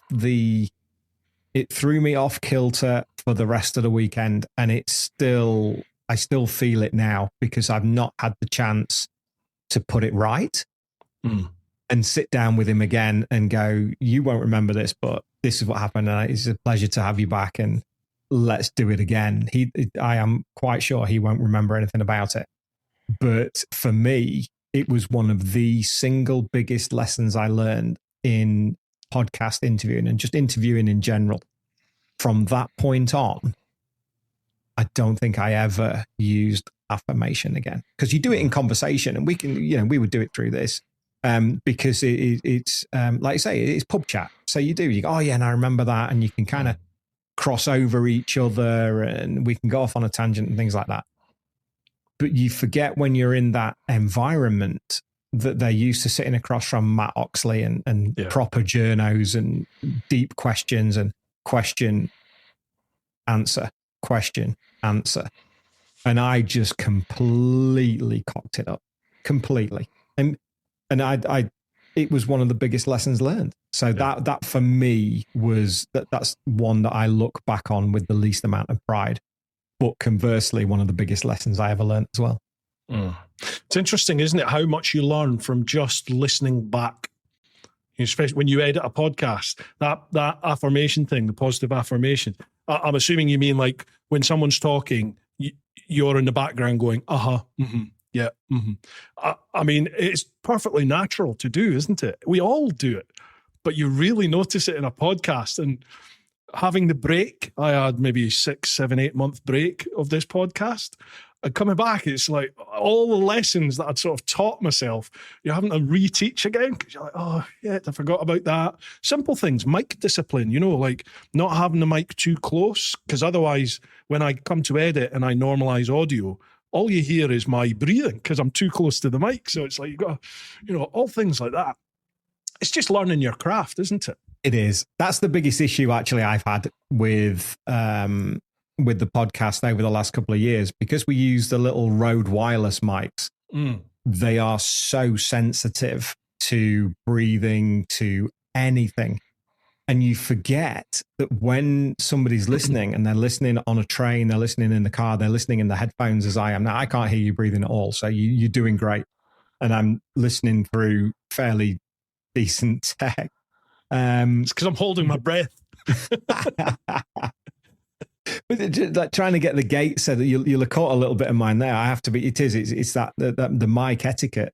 But you forget that when you have these little ones on, and the most often criticism I get from the podcast now is in breaths and lip smacks and things like that. And I don't have as hard as I've tried, I don't have that knack of the compression and the gate opening and closing and that kind of audio break that when you don't talk, the mic shuts off quickly, so it doesn't get your in breath and your out breath. Yeah. And I fully appreciate why people say it, but we try our best, and I try and bring it down wherever I can. And Charlie Hiscott was a great help after the Nick Jeffries podcast, because that was quite apparent. But he was a great help in that. And rather than going through and cutting out each in-breath all the way through, which would take days when you're doing a 2 or 3 hour podcast, it's soul destroying, isn't it? Oh, yeah. It's soul destroying. If you get the noise gate wrong, it just sounds so digital, and it's a real art. And I'm the same. I have not mastered that in any shape or form yet. Sometimes I just let it go out raw, and then when I do listen back to it, it's like, oh, you can. You sound like Darth Vader in the background, don't you? Yeah, and then you get it wrong, and like I say, it clips the end of the word or the start of the word, and it just all sounds wrong. But in terms of my favorite podcast, that's the hardest question that you can ask, because as we said before, the fortuitous position that I find myself in, they're all great. They're all of these guests have happily and for free given up their time to sit down with Uncle Knobhead to go through their career and actually want to do it. Yeah. You know, nobody's ever been corralled into it. I have never, ever, if somebody has said no, that always the first reaction is, no problem, fully appreciate that. Thanks for replying. It doesn't happen too often, but it does, because some people don't want to come on the show. They might not like what we do. They might not be podcast friendly. Chris Walker, prime example. He explained to me to my face why he wouldn't do it, and I fully respect him for that. And I've never asked him again. So that if the time comes and he does want to come on, then brilliant. The doors and my hugs are wide open. But I will never ask him again because he said no, and I fully respect that. But in terms of most entertaining and most enjoyable,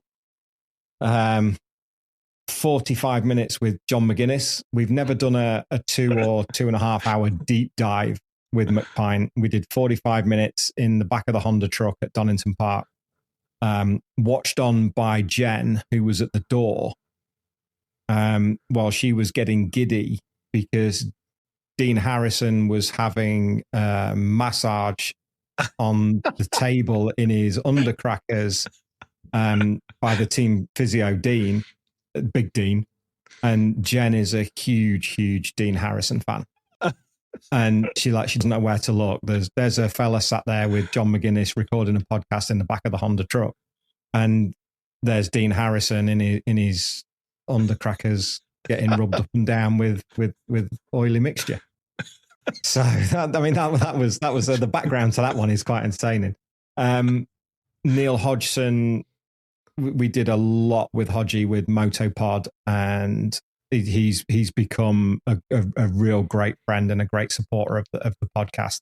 That was an amazing 3 hours, almost a year ago. But you can go through so many. James Hayden, you can go through Charlie Hiscott, Parrish. There are so many. Davey Todd's always great. He's He's another one that's a big supporter of what we do. And then I think if we go more recently, Jonathan Ray, that we did at World Superbike this year, and he was fantastic. And I have all the respect in the world for JR. We'd done one previously with him at Kawasaki, with him and with Alex, and an absolute gentleman. There are some people that you think may be difficult if they're not on the get, because especially at world level riders and different pressures that they're under, especially when you're doing it in the paddock rather than in their kitchen, which is always a great way to do it. Go to their place, go to where they're comfortable, and they will talk forever. Nigel Bosworth, there are so many. These aren't deliberate name drops. These are shows that I've thoroughly enjoyed. Ron Haslam, you never come away from a visit to Roger Burnett not knowing an awful lot more than when you walked in. You learn so much from Rog about the sport, how it works, business, how he holds himself, and you come away from Rog really feeling good because he knows how to make you feel good. He believes in what you do, and he will support you 100%.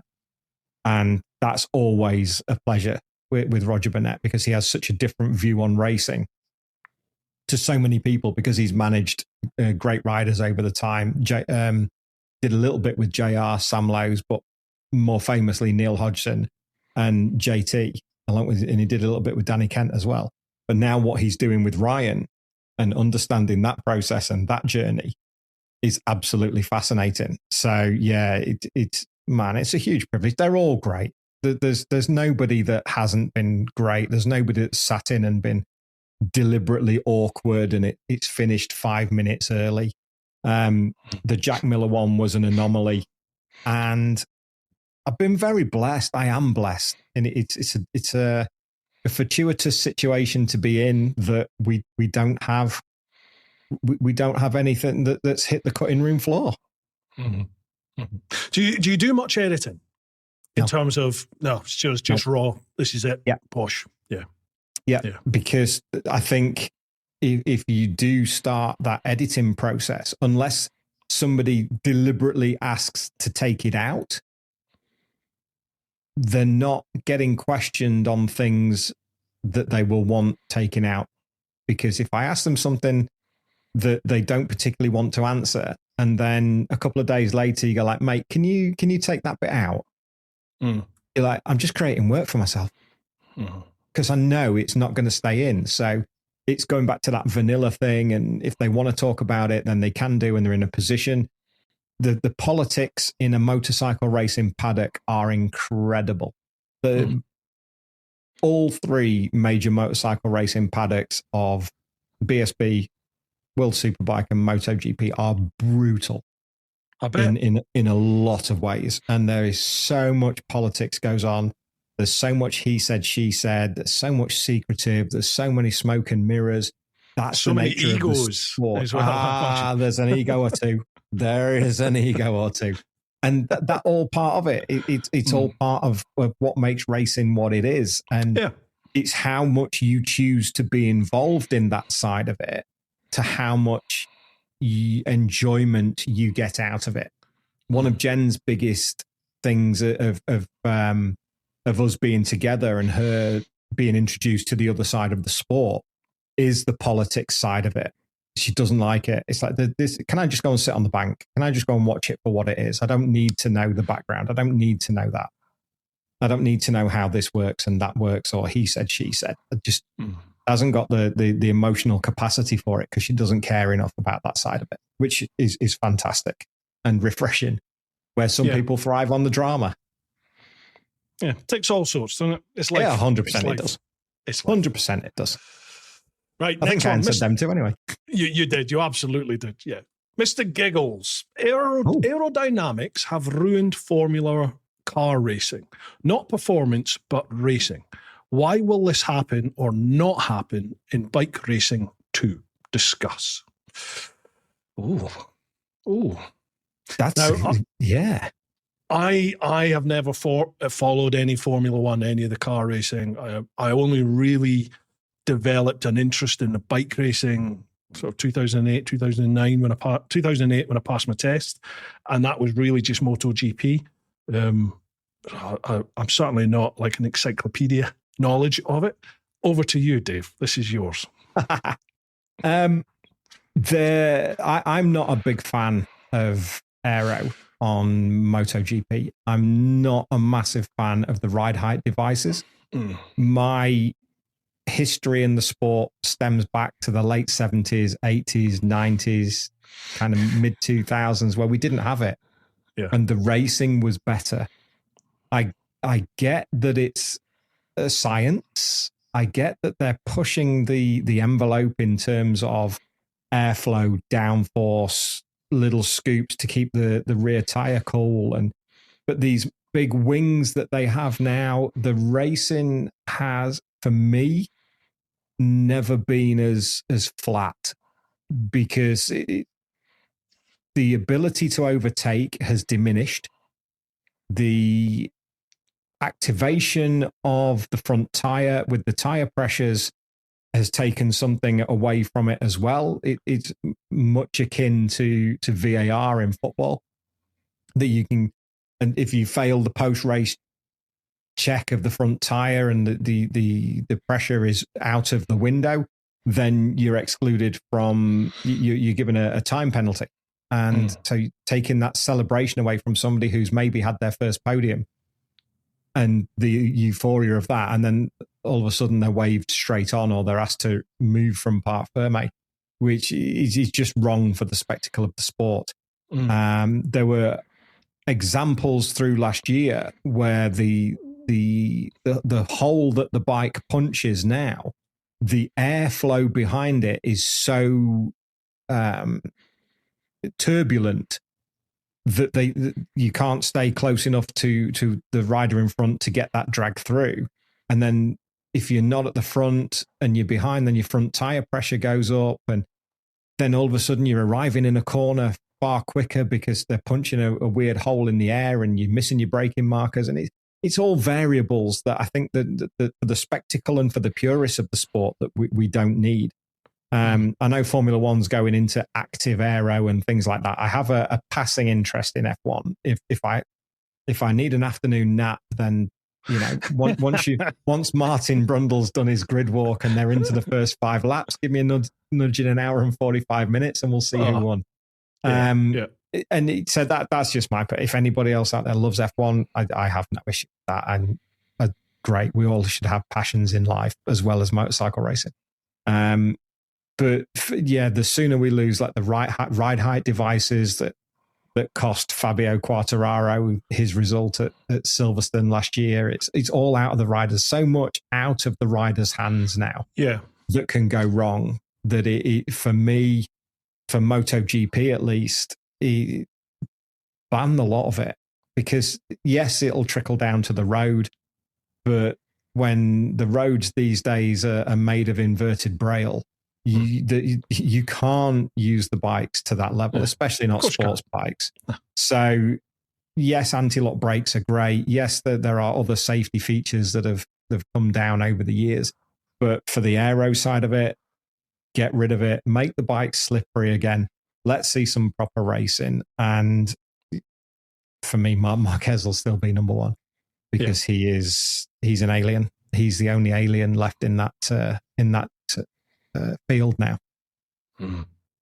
Yeah, it gives you a real appreciation, doesn't it, for what he can do on a bike, the feel he's got for a bike. When you see him, you saw him move across onto the Ducati, and nobody could make that bloody bike go. Well, Casey did, didn't he? But, Casey was. This is what I said before about when I was doing my blogs, and I'm a fan of motorcycle. Yes, I've had my heroes over the years, and Valentino was one.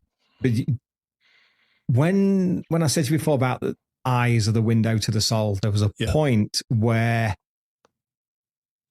Valentino shook hands, and I forget, it might have been Sete, it might have been Max. I can't remember who it was, but his eyes were dead. And I was Valentino's did. Yeah. And I'm like, you know exactly what you're doing. Yeah, you are playing a game to its best ability, mind games, everything else. When you shake hands with somebody, you kind of please it, but he had no emotion in his eyes whatsoever. And Shark. That was the first, yeah, exactly, proper shark eyes. And I looked at him then and I'm like, I see you in a different light now. And that, which was a bit of an epiphany in terms of like, he isn't the Messiah, etc., etc.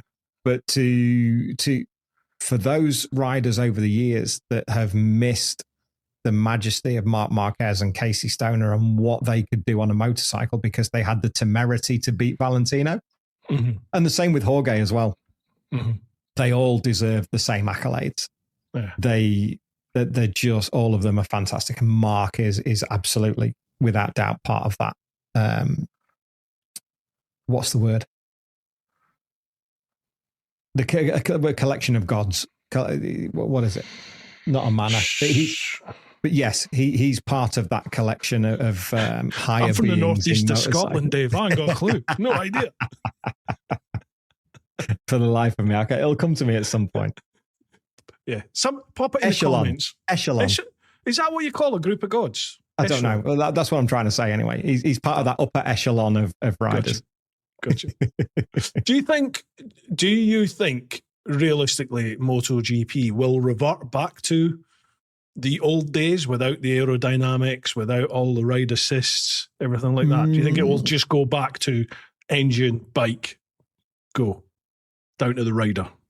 That's a big call if they do, because it admits that they were wrong and it's taken, and the spectacle isn't what it was. So but somebody's got to Dorna are quite good like that though, aren't they? Yeah. Whether the factories, a lot of it, because it's all driven by the factories. I'm not getting into the Dorna debate. Yeah, I know. Don't blame me. They have eyes everywhere, mate. I'm not going down that road. I know. Yeah. All hail. I'll tell you a story off camera about that. I look forward to that. No, I don't think they will, because it almost admits that they were wrong. But because it is a lot of MotoGP is driven by the MSMA, the Motorsports Manufacturers Association, and IRTA, then they have a big weight in what happens with the bikes. And I think, yes, it will maybe be scaled back. I know we lose the ride height devices in 2027 and some of the aero, so that's a positive step in the right direction. Yeah. I guess it needs some aero if they want at the speeds they're doing, and the lean angle that we have now that we didn't have previously, this 60-degree malarkey that we're getting to, and that beautiful view of Jorge Martin through turn 5 at Barcelona just takes your breath away. It's just stunning, isn't it? It's show off. But yeah, I think I would like to see them go back to just the slippery bikes. But there will, I think, retain some aero of some description going forward. But yeah, happy that the ride height devices are going, happy that the oversized wings and some of the little bits and bobs on the maybe the rear seat unit are going, and just make them look a little bit more like motorcycles again. Mm-hmm. Interesting to see what comes from that. We shall see. Cheers for that one, Mr. Giggles. Next one, Grubby. Hi, guys. A quick question for Dave. Can you explain in simple terms what the performance difference is between a superbike and a MotoGP bike? How big is the void in your opinion? Fairly simple to explain. That a superbike is a production bike. It's production bike based. You can go out and buy a Ducati V4 Panigale, a Bimota KB998. You can buy a Yamaha R1. The silhouette has to remain the same. The engines have small upgrades to them. They change the exhaust. They change the suspension. They change the damper. There's so much that they change on a standard road bike to a superbike, but it's still a production bike. So there is only so much you're going to get out of that engine. It is made for the road. but then raced. Unless you're Ducati, which is made to race and then you go on the road. But Honda always made the road bike first and then the race bike. And this was most Japanese manufacturers did. But Ducati flipped that. They made the race bike first and then a bike for the road. So there's always the road thought with it. They are production bikes, whether it's Superstock, Superbike. They have a road bike background. With MotoGP, prototype. From the engine to every component on that bike is purpose made for that job. You can't made of unobtainium. Like when you go back to the 500cc days and there was liberal use of magnesium and things like that, and unobtainium, and there's carbon this and there's carbon that, and titanium this, titanium that. Super light, super strong, super powerful in terms of, you've got 1,000cc R1 engine that will pump out 260 on a maybe on a world superbike ish, 245, somewhere around there anyway. The ish figures you never find out exactly, but you go to a MotoGP bike that's north of 300. Yeah, it's just insane, isn't it? It's just it beggars belief, and they have to be ridden differently. The electronics are off the scale for motor. I mean, in fact, actually, World Superbike electronics are more advanced than MotoGP electronics. Thinking about it, yeah, there's a cap on electronics in MotoGP, but there isn't in World Superbike. So the World Superbike electronics are slightly more trick than MotoGP, but they're still GPS based. The bike knows where it is on the track. When I spoke to Ryan Vickers at Donington last year about him getting used to the World Superbike electronics versus the BSB electronic, which has no rider aids at all, no anti-wheelie, no traction control, no launch control, whereas World Superbike has all of that plus. And he explained about going into the old hairpin at Donington, coming down Craner curves. It's slightly off camber going into the old hairpin, and he explained how the BSB bike would do it. And his electronics engineer said, "Don't worry about that. The electronics will sort that. It knows where you are. It will adjust accordingly." Yeah. And you just open the throttle. And that's the hardest switch for BSB riders, whether it's Taz, whether it's Brad, whether it's Ryan, is coming out of the corner and just crack the throttle. Whereas in BSB, you have to feather it and you're on the back brake quite a lot to stop the wheelie. Yeah, exactly. That's a big difference. So yeah, in simple terms, one is based on a street bike and one is a full prototype from the ground up. Gotcha. That's probably, I mean, I think I did know that about World Supers compared to BSB, but I definitely do find BSB more engaging, to sit and watch. World Supers and even MotoGP to an extent, it's not as bad as Formula One for me, but the race is on in the background and every now and then I'll check in. Whereas I do find with BSB, maybe because it's in the UK and some of these circuits, you might have done track day there, but I definitely feel more engaged in a BSB race. There are 1 from 6 or 7 in a lot of circuits that can win the race.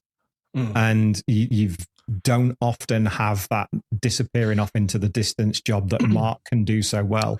That Pecco can do if he's in his rhythm. And World Superbikes for the last few years has been the story of 3 riders, whether it be Jonathan, Toprak and Alvaro, or later Toprak,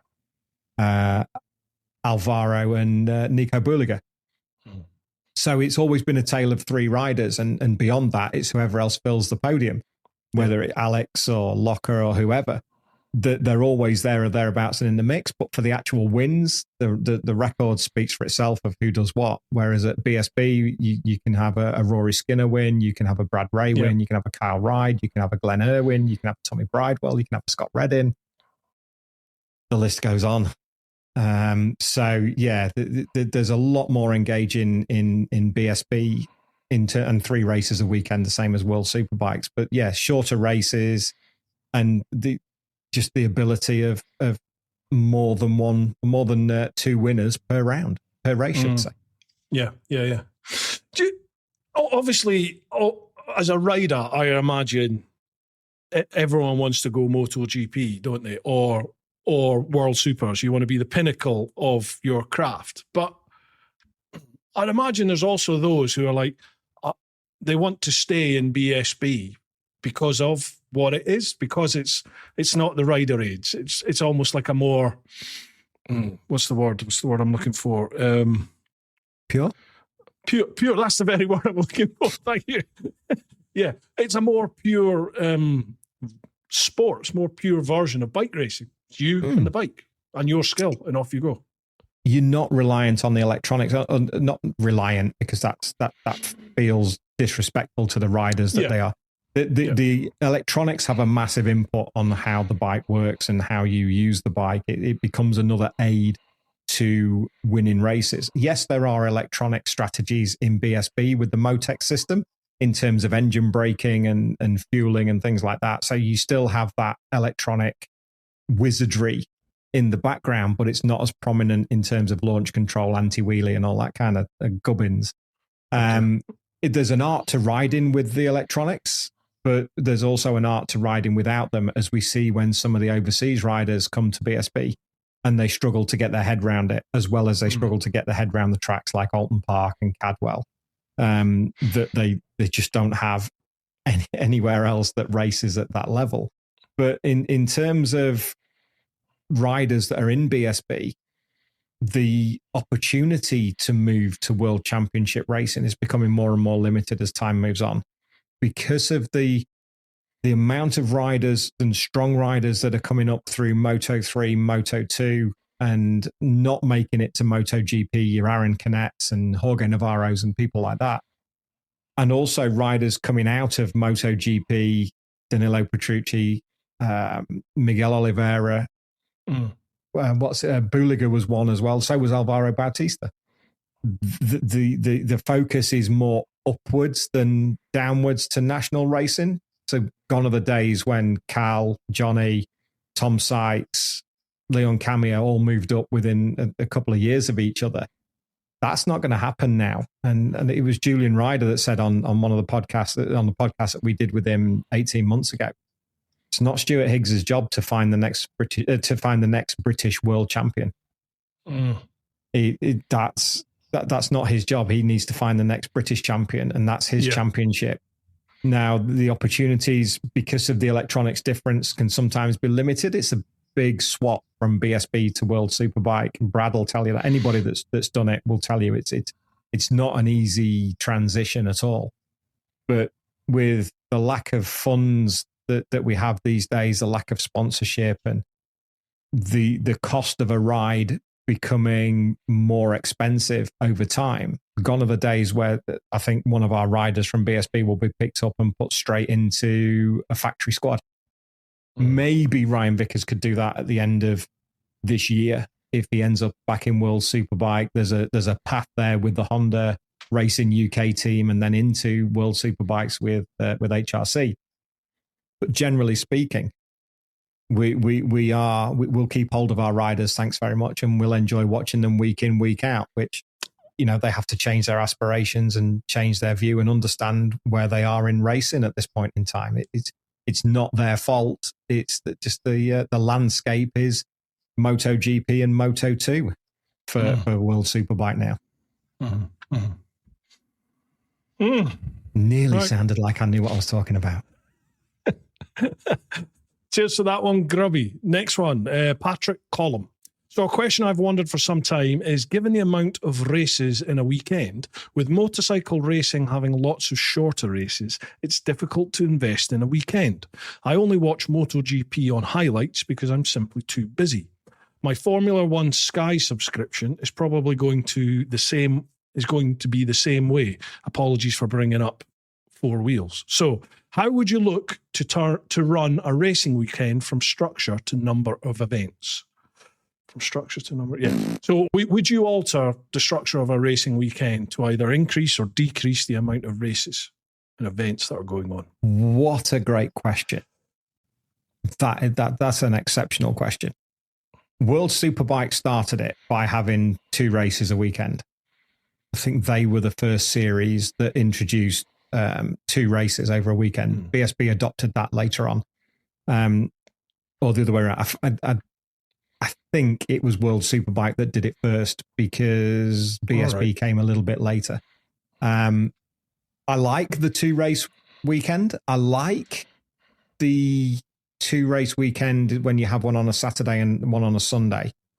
Having a 2 race weekend when it used to be 1 o'clock and 4:30. Yeah, I've been there when if there's an issue with the bike and the rider has a crash in race 1 and the intensity to get a bike ready for race 2, when in BSB you only have 1 bike. You can only have 1 complete bike. There may be parts of a chassis in the truck and elements already pre-prepared, but you can't have a full bike prepared in just to wheel it out. So it's a 1 bike championship. I think it's difficult because all of these championships are businesses, and businesses rely on bums on seats. And yes, they also rely on the TV audience and the income from that side of things as well. But the main income is coming through the turnstiles. So if you have a race on a Saturday and 2 races on a Sunday, you're going to get people through the gate both days. It's not a practice day or a qualifying day on a Saturday. It becomes a premium race day because the big class is racing. I think for MotoGP with the sprint race, I don't think that was necessary to have one every weekend. I think it dilutes what it is. That's the pinnacle of motorcycle racing. And to have a race on a Saturday and a race on a Sunday mimics the production classes of World Superbike and BSB. Right. For me, it should stay as exclusive and just have the 1 race a weekend. It's also difficult for the mechanics, and they're doing 22, 23 rounds now. That's 44 or 46 races. Is ridiculous. It's a ridiculous schedule. You only do 33 at BSB through 11 rounds. So to be doing that amount of work over a race weekend, and probably for no extra money, it's just because we're there, so we might as well do it. Yeah, I think, and the same with F1 with the sprint races. I think it's a bit gimmicky. They don't count as true Grand Prix wins. They're sprint race wins, or sprint wins, not article. They're sprint wins. So no, for me, I think for MotoGP stays as 1 race. There's an argument to whether the BSB and World Superbike could go 1 race on a Saturday, 1 race on a Sunday, but the sprint race there is like 10 or 11 laps on a Sunday dinner. So it's not too bad. They're not full length laps, and I think unfortunately with how busy people are these days, you have to consume it when you consume it. And the way we consume media is changing year by year as well. It is in terms of highlights. There's only, anoraks like me, when I'm not at a race meeting, will sit down and with the patience of Jen, I will watch Moto3, Moto2 and MotoGP if we have nothing else doing, because it's my passion. It's what I love. But people have lives, and they're not as fortunate to me as to go like, well, I want to watch all 3 of those, so I will. But if we want to go out for the day, conversely, we will, because then we can watch it on catch up later. Of course. Yeah. So yeah, I appreciate the question. I understand that it's not easy to consume, especially when you have one of those rare weekends when it's MotoGP, World Superbike and BSB. The rare weekends that happens because of the time difference, how you cram in, that's 8 races, plus Moto2, plus Moto3, plus British Supersport, World Supersport, Stock 6. and ad infinitum. So I at this point, the only thing I would change is I would lose a sprint in MotoGP.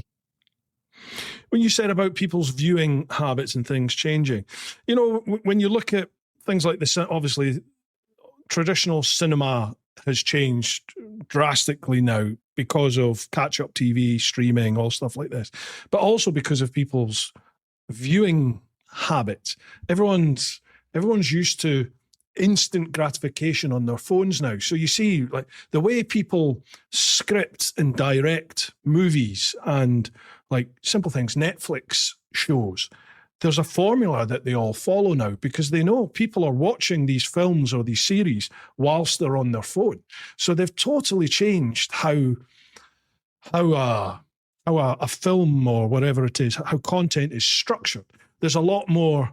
There's no, like, taking the time to set the plot and build characters. Everything is really laid out bare for people, and it's reinforced time and time and time again. I'm wondering, is the phrase you're looking for. Absolutely, yeah. Here's a big red, here's a knife with lots of blood on it. He's holding the, really paint that picture for him. I was wondering when you were talking there, I was thinking to myself, I wonder if they take that into account yet. I wonder if they've dived into people's viewing habits and if they will or plan to change the structure of races, to change how the races are covered and the content that they're creating on the TV. I wonder if it's getting to that extent yet, or if it will. Or is the end user, the person who's going to sit and watch the race, are they the type of people that are just all in on that anyway? So they're not going to be affected by all that. They're race fans. Yeah, it's like tuning into a football match. You're invested for that 90 minutes. Gotcha. In the same way that you're invested for 40 minutes for a MotoGP race. You have deliberately sat down to watch that race. That is your dopamine. That's what you want to watch. Yes, some people prefer to watch the highlights. Some people are busy, and in this world of social media, unless you do not touch your phone, or sometimes you have helpful friends like I do, and they send you a message going, "I'm so pleased for Pecco." Like, mate, I'm in the middle of North Yorkshire on a walk. I haven't watched it yet, but thanks for your concern. Yeah. You prick.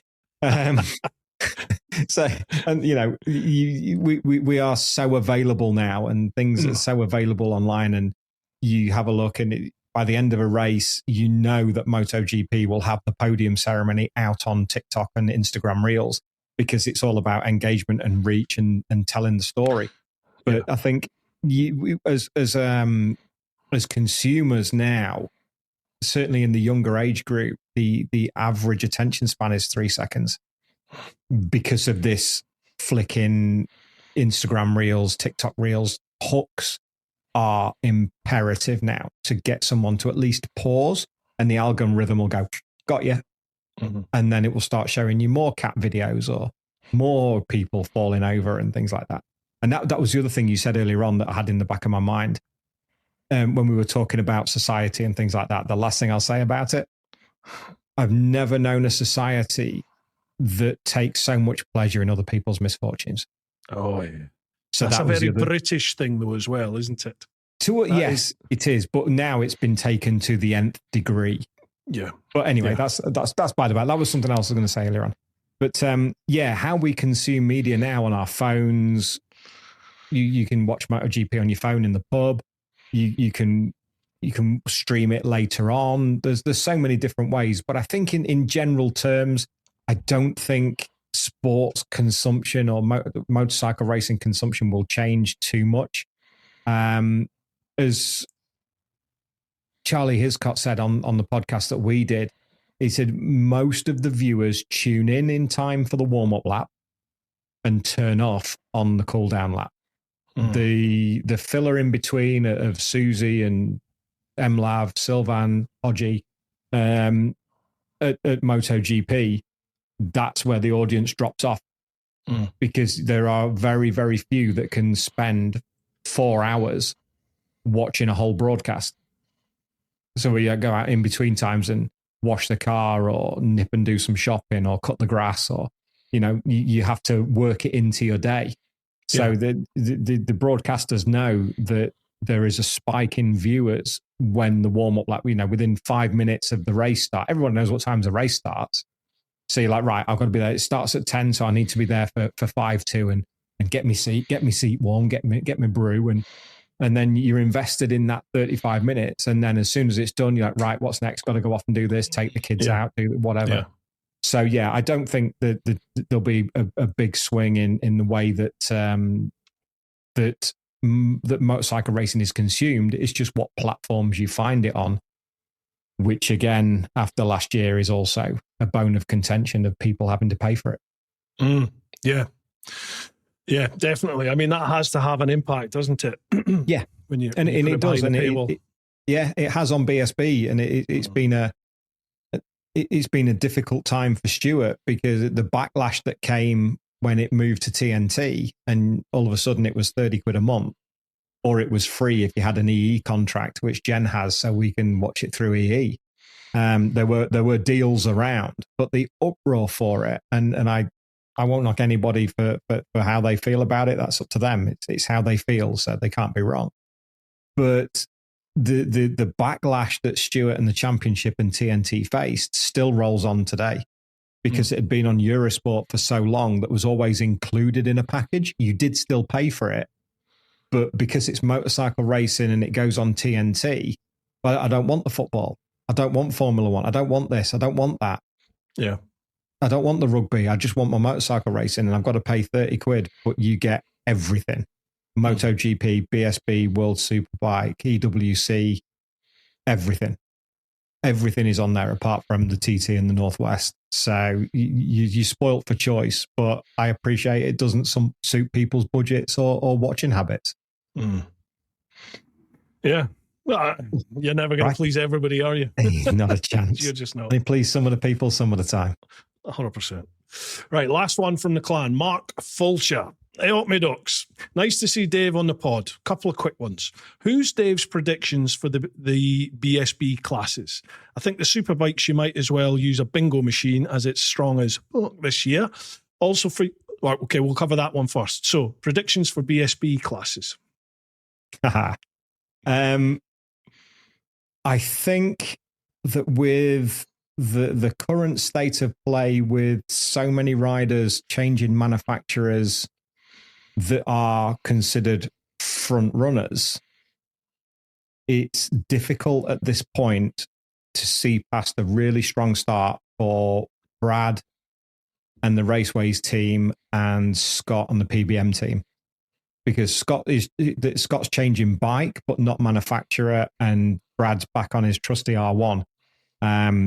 So I think they will be very, very difficult to beat off the bat. We don't know how the new V4R Panigale is going to work in BSB trim. It will be competitive, no doubt, but there's a bit of work to do on it to make it competitive in the first instance. Or it might just hit the ground running like the previous one did and be the super amazing package that it's promoted to be. Ryan Vickers will be very strong on the Honda. Nobody seems to be mentioning him at the moment, and I think that's not the wisest of moves. And Leon Haslam staying on the same manufacturer with Moto Rapido, but I think certainly top two in the early days for me will be Scott and Brad, because they're the ones that are changing the least. And then the rest of it will fight out between themselves. Christian on the Sencat bike, which is Kyle's bike from last year, his championship winning bike. He will be strong. It's just, there's 33 races and you never know what's going to happen. Had ifs and buts and pots and pans, but had Scott Redding been in the championship from the start, there's every chance that Kyle wouldn't be a back-to-back champion. But he didn't. He joined at Knockhill and Kyle was. So all good.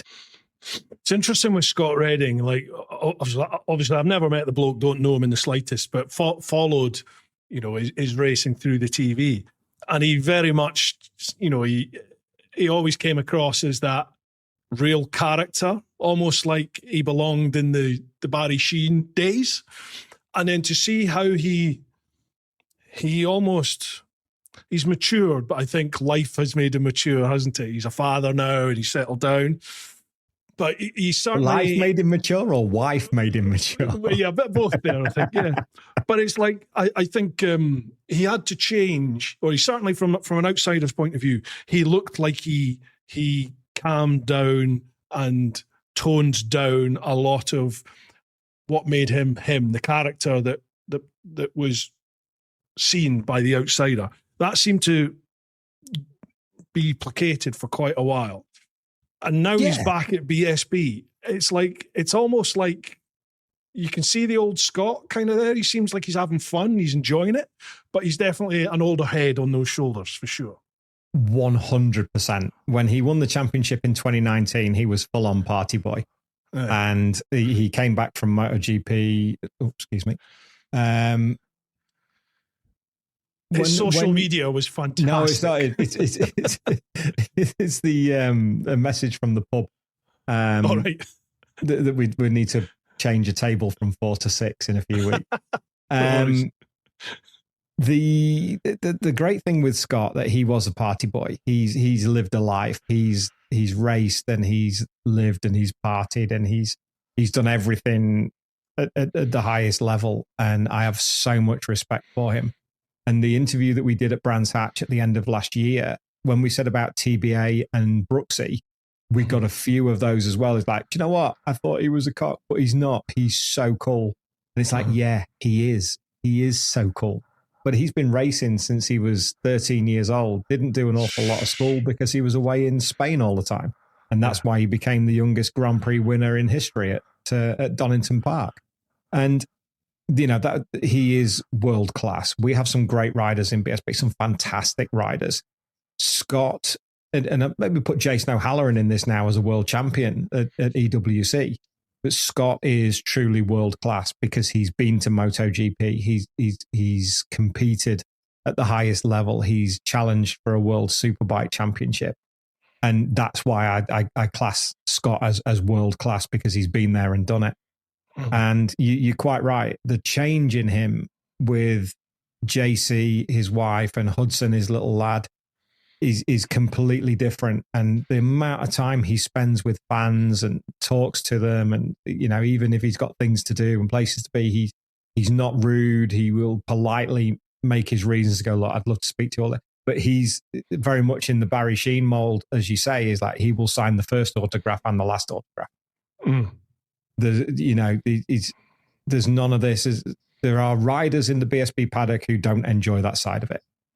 They just want to ride their bikes. They're bike racers. That's their passion. That's what they do. The fans and everything is a great bonus, but their main focus is they just love riding bikes. Yeah. But Scott can make that work along with Storm Stacey, and they are the pinnacle of characters in BSB in terms of giving back to the fans. Everybody does the pit walk. Everybody signs autographs and stops for photos, but they just feel like they take it to the nth degree. Yeah.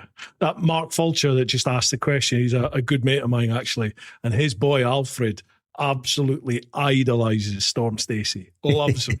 And like Mark says, whenever they go to BSB and they see Storm Stacey, he remembers Alfred and, you know, he takes pictures with him, gives him something. And like Alfred just thinks he's the best thing in the world. And Storm's brilliant. Such a good guy. I have a lot of time for all of them. I'm like I said that before. It sounds a bit vanilla, but they're all good guys. They've all done right by me, so I can only speak as I find. I really like that recent chat you did with Storm Stacey. Actually, I mean, he is a very, very confident young man, isn't he? And like almost bordering. If you didn't listen to the whole conversation, or certainly let it build, and he almost comes across as arrogant initially, but as the conversation goes on, and you did very well in getting him to open up and elaborate on a few things, he comes across like he's a switched on, you know, he's a young guy, but he's very switched on. And when he started talking about, you know, as you said, he appreciates what has put him in the position where he is and what's going to keep him where he is that community, is that fan base, is the brand, you know, and he's a switched on cookie. He's got like an old head on that shoulder for sure. Shoulders, yeah, he has. Sure. He has. I like Storm. He is a character, and he's still only a babby. He's only 22. You know, he's coming into his 7th season in BSB. He started when he was 16 with Brent and the GR Motorsport crew. That's insane. You think he's a lot older than he is, and he's not. He's just a kid. He's still one of the youngest in the field. Jeez, 22, man. But when you're 22, you think you're a grown man, don't you? You think you're an adult. But I have reminded him of that.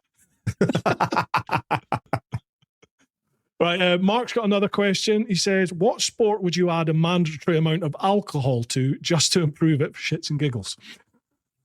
In the current climate? Curling. Yeah, curling.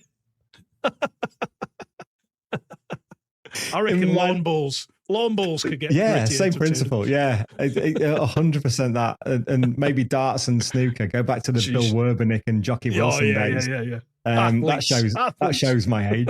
That shows my age. I think on the current Winter Olympic Games, I would go with the curling because I think that would be hilarious if we were under the influence of alcohol. I can't get into the Winter Olympics. I don't know why. My wife keeps wanting to watch it, and I'm just not getting into it. Maybe I should watch the curling. Sounds like I need to watch the curling. I don't know. It's like any Scottish sport. There's always an underlying aggression to it. And you just, it's any Scott. As I say, I spend a lot of time in Glasgow over the last couple of months, and I love Scotland. I don't even get stopped at the border anymore. I just get waved through, which is a feat in itself. But curling's entertaining. I have no idea what's going on, but it's also, you can't not watch it at the same time. You're like, go on. No idea. Right, Dave, we are 2.5 hours in. That's ridiculous. I know, it's nuts, isn't it? There's a couple of questions still to go across on like Facebook and Instagram. Have you got time for them? Yeah. As long as you've got time, mate, that's fine. I'll try and keep my answers a bit short. I've got all the time in the world, man. Do you need like a toilet break or anything like that? All good? Right, let's crack on then. So I noticed that when you did a repost on your Facebook, people put some questions on your bit. So I did ask them to put them in the original post. They get all giddy. Right, so who have we got here? We have Neal Chisholm. Has he tried to get Susie Perry on his show? Yes. Go on. I thought there's no. There is. We've gone through Alana. Sorry, a massive long pause there for no reason. Just while I was searching for her name, which is just ridiculous. We've gone through Alana Fellows, who was part of our Paddock Chatter team many moons ago, who is one of the producers on TNT's MotoGP coverage. And we've also gone through her agent to get her on, because Susie is Susie. You can't, we wouldn't approach her direct. You have to go through her agent, yada, yada, yada. And we got no response on both. So yes, we've tried, and no, we had no response whatsoever. Yeah. And it's annoying. That's fine. It's annoying, that, isn't it? I've had a couple of guests who have had agents, and like I've managed to speak with them via social media, for example, where you have actually got to chat with the person, in the DMs, and they're like, yeah, I'd love to come on, got to organise it through my agent. So, sometimes you're like, okay, that's a body swerve. I appreciate that. But then there's other times when you get absolutely nothing from the agent, and the guests themselves will DM you and go, did you ever contact my agent? And you're like, yeah, I did, yeah. And then they go, I'll tell you what, let's just do it. Let's do a date and I'll just do it. So I've sort of had both sides of it, where the agent has just been the bat off, but it's also worked for me in the past too. That happens with some races as well, especially factory riders, where you have to go through the PR people. And I've been that PR people when you go, no, we can't do it. But very rare we ever said no, because it's BSB. They've got open access. Right. But yeah, when the higher echelons of racing, you can't tap the rider on the shoulder and go, mate, have you got 10 minutes? Because they're heavily structured, and they're so censored in what they can say and what they can't say, that it's not a proper conversation anyway. It's a lesson in controlled bullshit. Yes, yeah. But if I guff and bluster.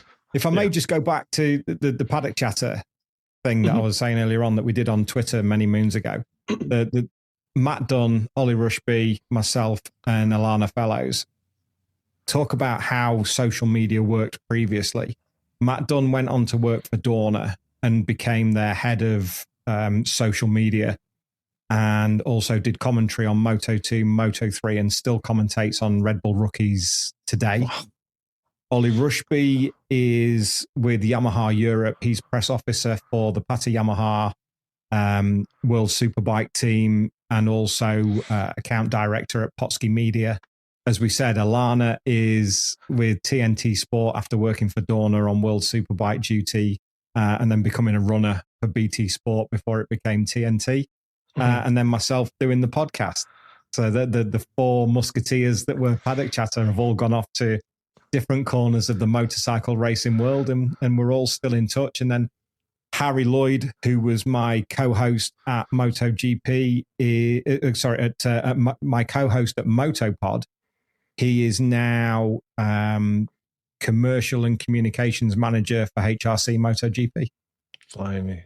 It's a very small world, the bike world, isn't it? Very small. Yeah. Oh yeah, that's why it doesn't pay to annoy people, pee on and people's upset chips. people. Yeah, don't be wazzing on anybody's fireworks, because that's the other thing you have to learn very quickly, is that everybody knows everybody.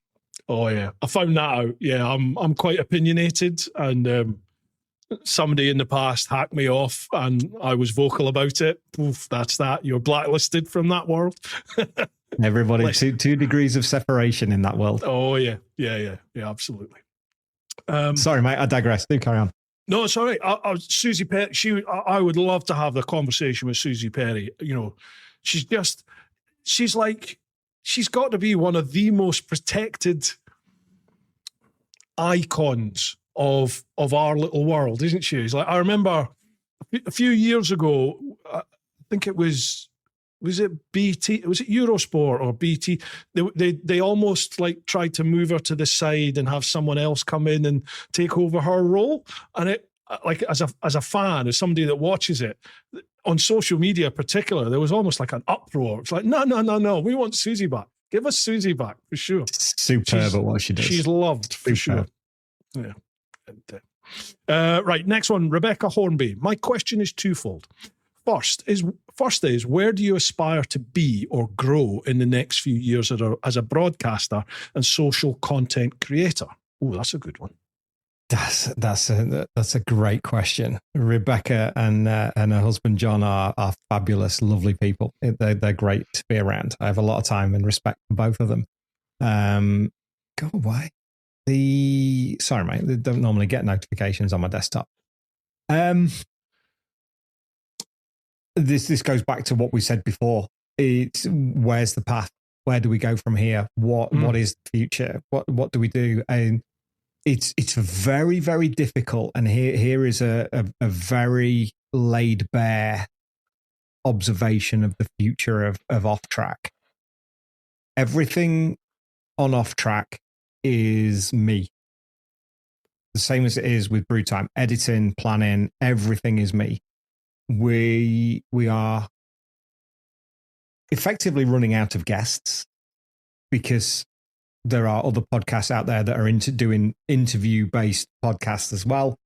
You're chasing the racing, the commentary corner that's just started over in Northern Ireland, which is gathering pace at an alarming rate, and all power to them. Gareth and Corey are doing a fantastic job over there, and I love to see it. I love to see good things happening to good people. That's important in life. We are at this point at the pinnacle of what we can do with these two hands. We don't have a co-host. We don't have a base or a studio to work from. We don't have anybody to share the load with.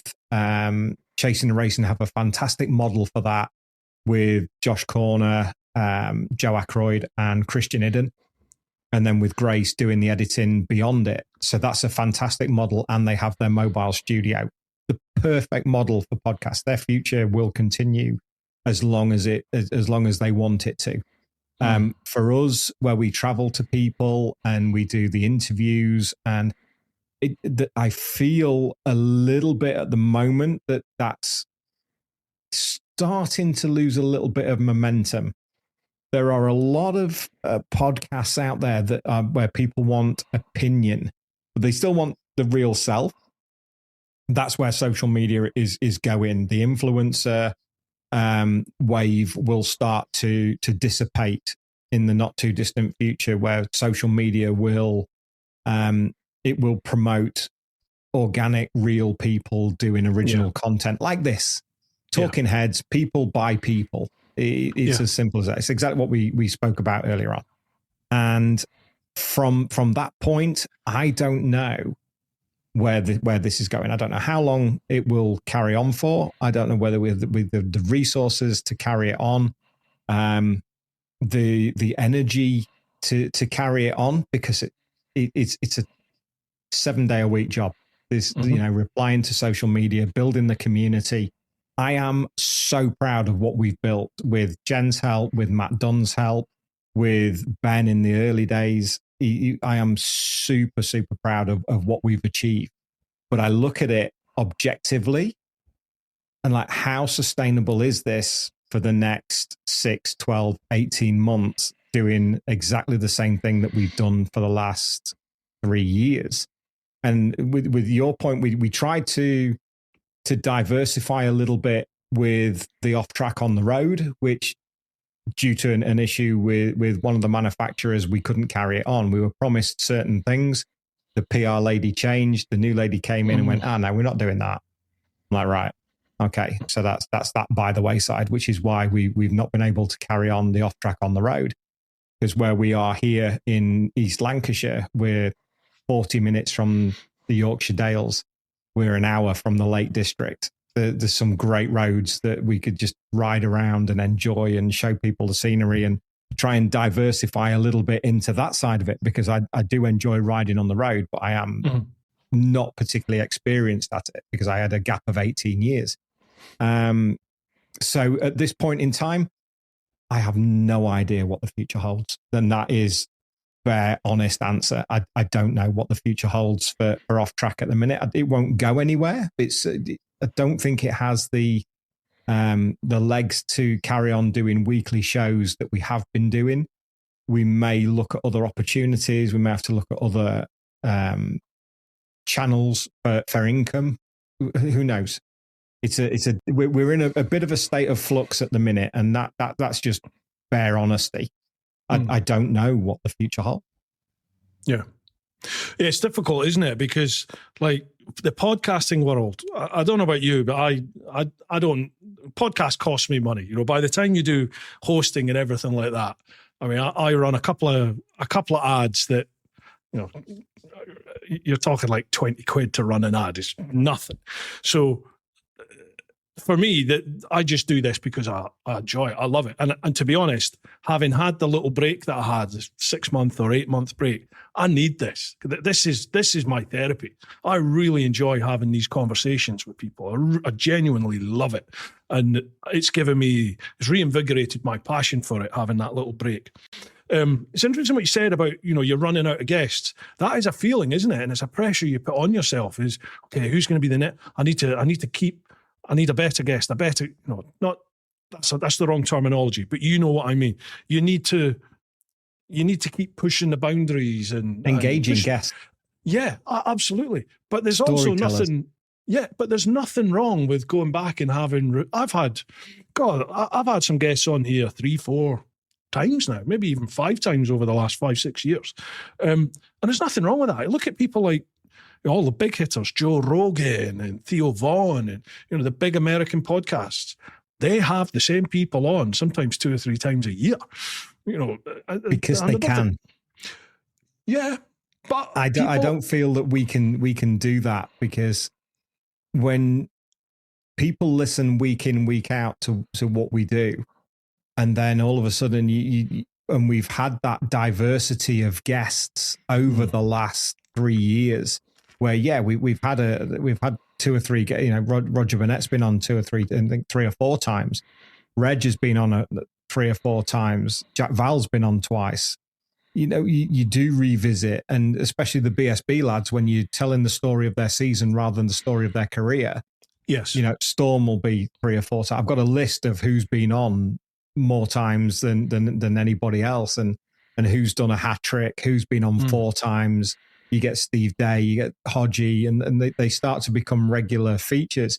But for me, I like to keep it fresh. I like to have people on that have never been on before. Your Mark Lloyd, your Matt Lloyd, Nigel Bosworth, people like that, people from names from beyond. People go, my God, I forgot about him. And what a great story. But like you said, you get to the point where I've done this now for almost every day for 3 years. There's been thousands of hours of conversation between myself and Jen, and the podcast. We got to do this, and why should we do this, and what do we need to do next, and how do we need to build this, and everything else. I've been in the very fortunate position that I've had a wage to be able to do this from the company that I work for. But you get to the point where it's like, not be careful what you wish for, because that's not right. That's not what I'm saying at all. You have to love what you do. And I do love the podcast. I love helping people tell their story the same way you do. I think it's a gift. It's a pleasure. And I think that we're coming to the point now where that break that you had, I think we're on the verge of me needing that to go away, to you walk away to see if you love it anymore. The community we built means an awful lot to us. The patrons that help us out every month are priceless. Yeah. Because we wouldn't be able to do half of what we do if it wasn't for them. But conversely, if I'm not putting content out, I'm not going to charge them 5, 7.5, 10 quid a month, because that's not right.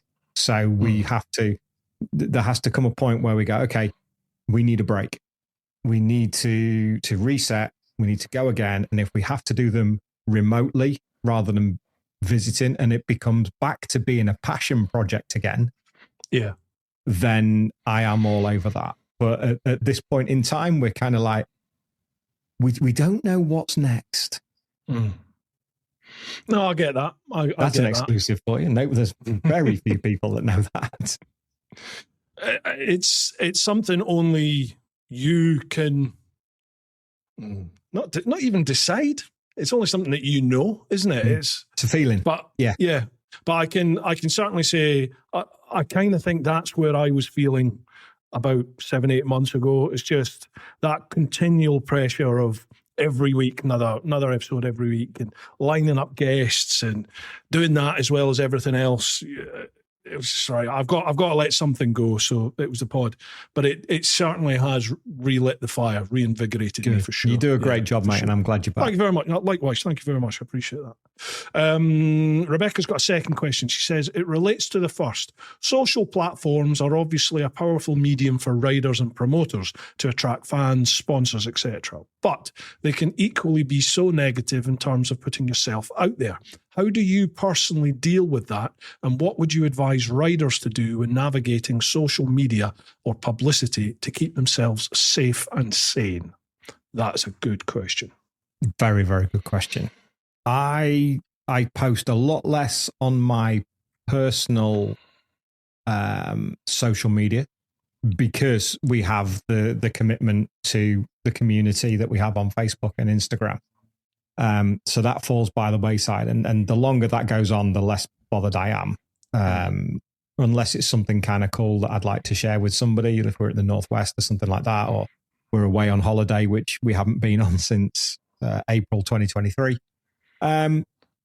That's just, Jen works her backside off. She's just opened her own salon in the last 6 months as a beauty therapist. So she's all hands to the pump, getting that up and running and doing an amazing job.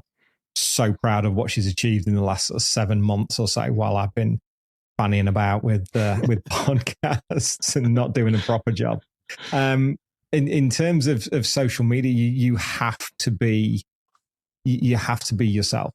There's no two ways about it. And to protect riders from it, it's difficult because, like we said earlier on, the crayon eaters that are out there, that you can't legislate for that. There will always be that element to it. You either you do. Brad Ray has a great way of doing it, that he posts little, and they're just things that you can't reply to. They're kind of generic. safe posts. You know, it's the same. Everybody does it. Race week, tick. And like, oh, yeah, everybody does that. It's just be different. But in this day and age, they're not. Yes, they're on TV. Yes, they do what they want to do. Back in 2021, I struggled to get Kyle to do a thumbs up to the camera.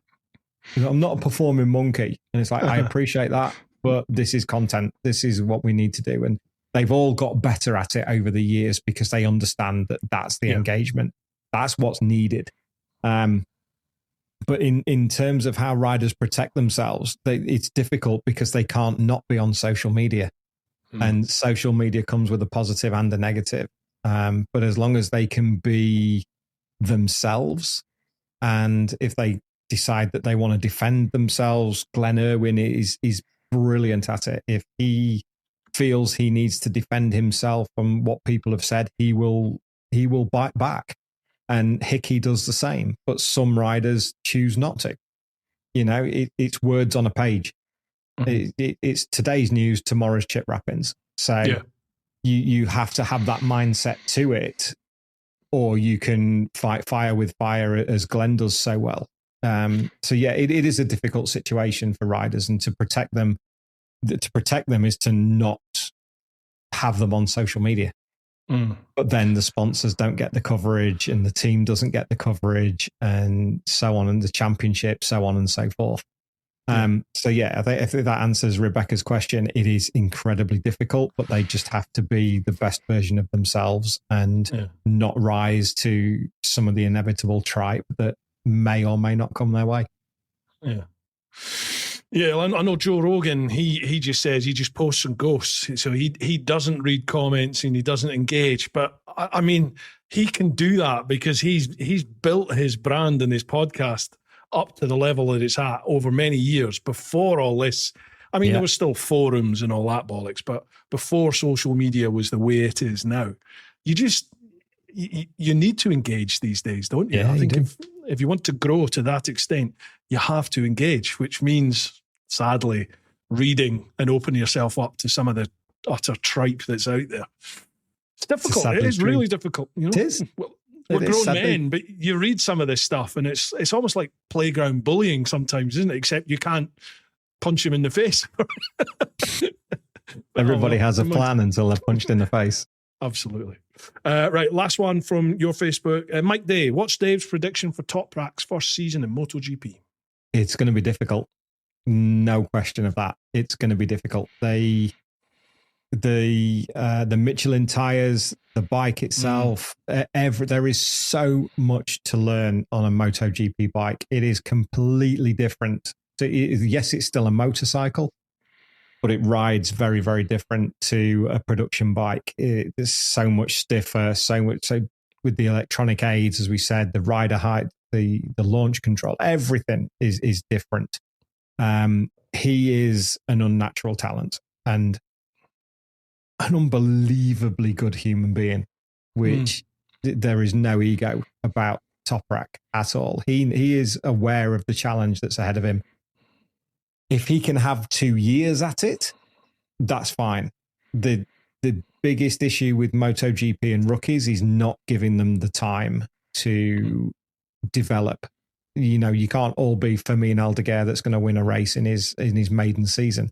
I don't see Toprak doing that because he's come from Superbike rather than from Moto2.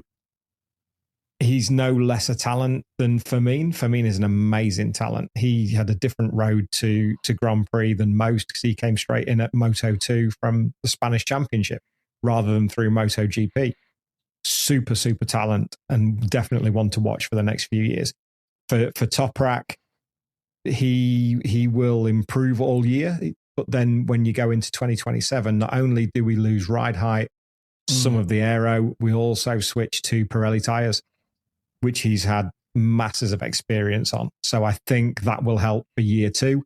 But if he can get a couple of top 10s this year, I think that in that field on a Yamaha as well, which is probably the least at the moment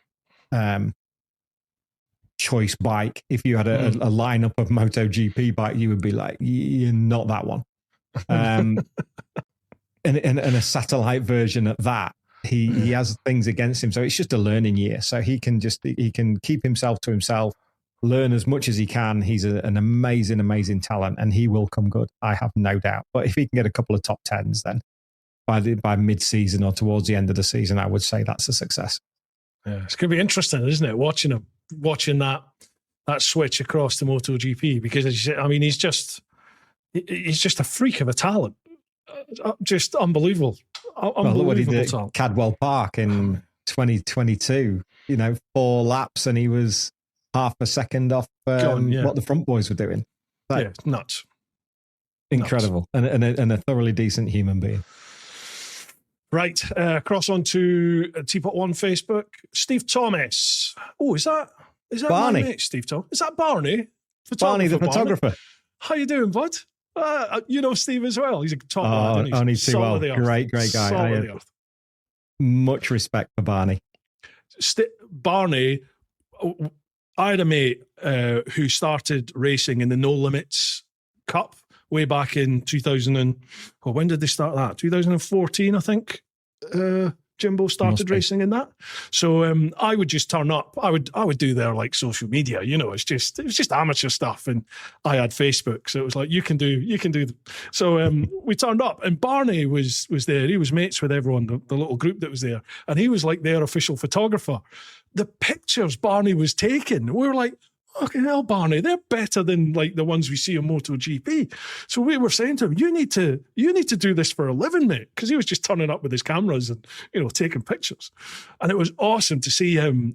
I think he ended up getting a gig with BSB, so he did a couple of shots with BSB, and then the next thing I think he was at World Supers, and then he's off to MotoGP. Fantastic talent. Anyway. Super guy. Barney's got a question. Who's been the hardest person to get on your podcast, but you eventually got them? Jim Moody. Okay. Why is that? 100%. 100% was Jim Moody. He flatly refused to come on because Jim is Jim. He's an incredible man. We've got to know each other very well over the last year, and I have ultimate respect for Jim and his background and his history and what he's been through at the TT, which is well documented. When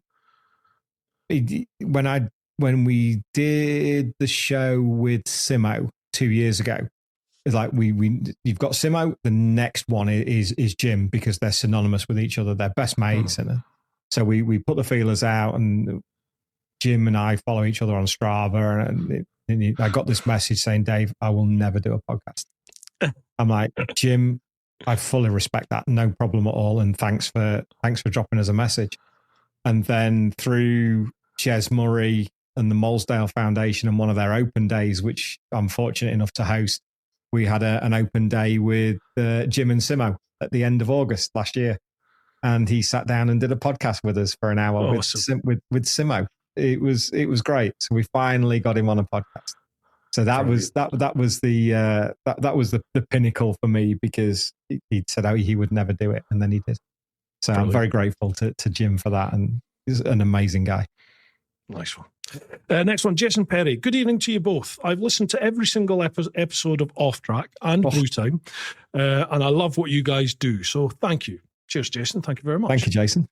My question is for both. What era of bikes do you prefer, and why? Ooh. Okay.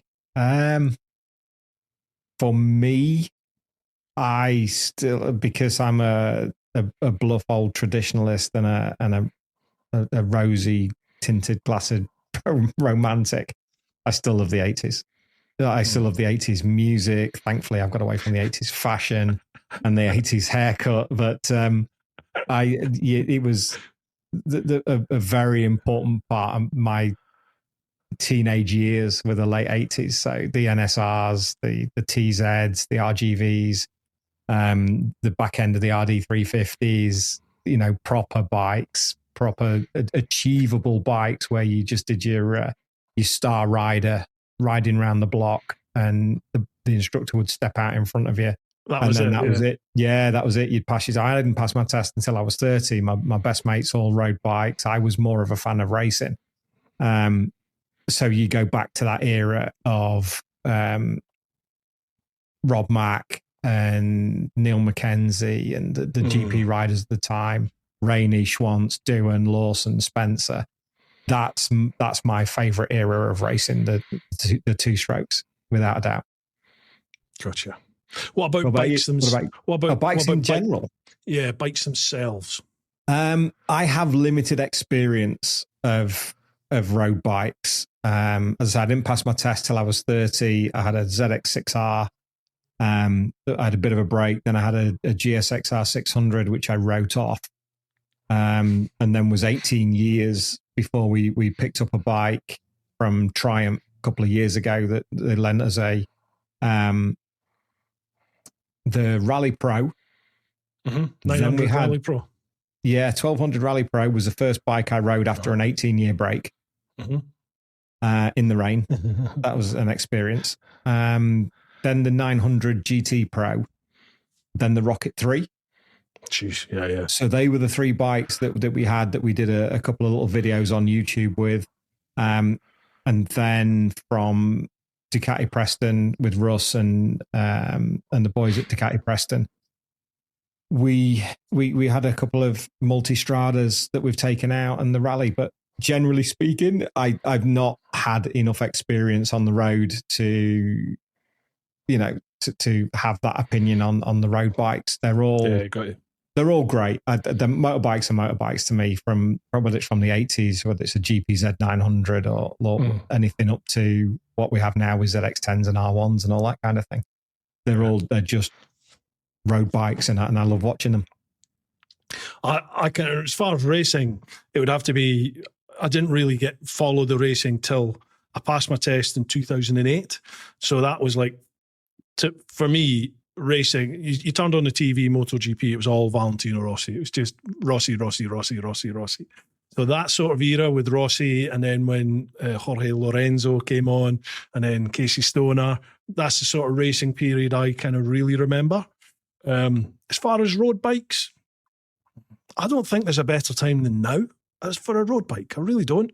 I used to just love like my Gixxers, my Gixxer Thou, that had a slipper clutch and that was it. There was no ABS, there was no traction control, there was nothing.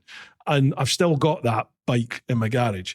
And it's fun when you take that thing out now, having had all the years and hundreds and hundreds and hundreds of thousands of miles of riding, your big GSs and modern bikes with all these gadgets and gizmos and way more torque than the Gixxer's got. These modern bikes you can get on and you can properly abuse. You can snap the throttle on and off, and you can be really quite abrupt with the brakes, and it just sorts everything out, no matter what the conditions are like.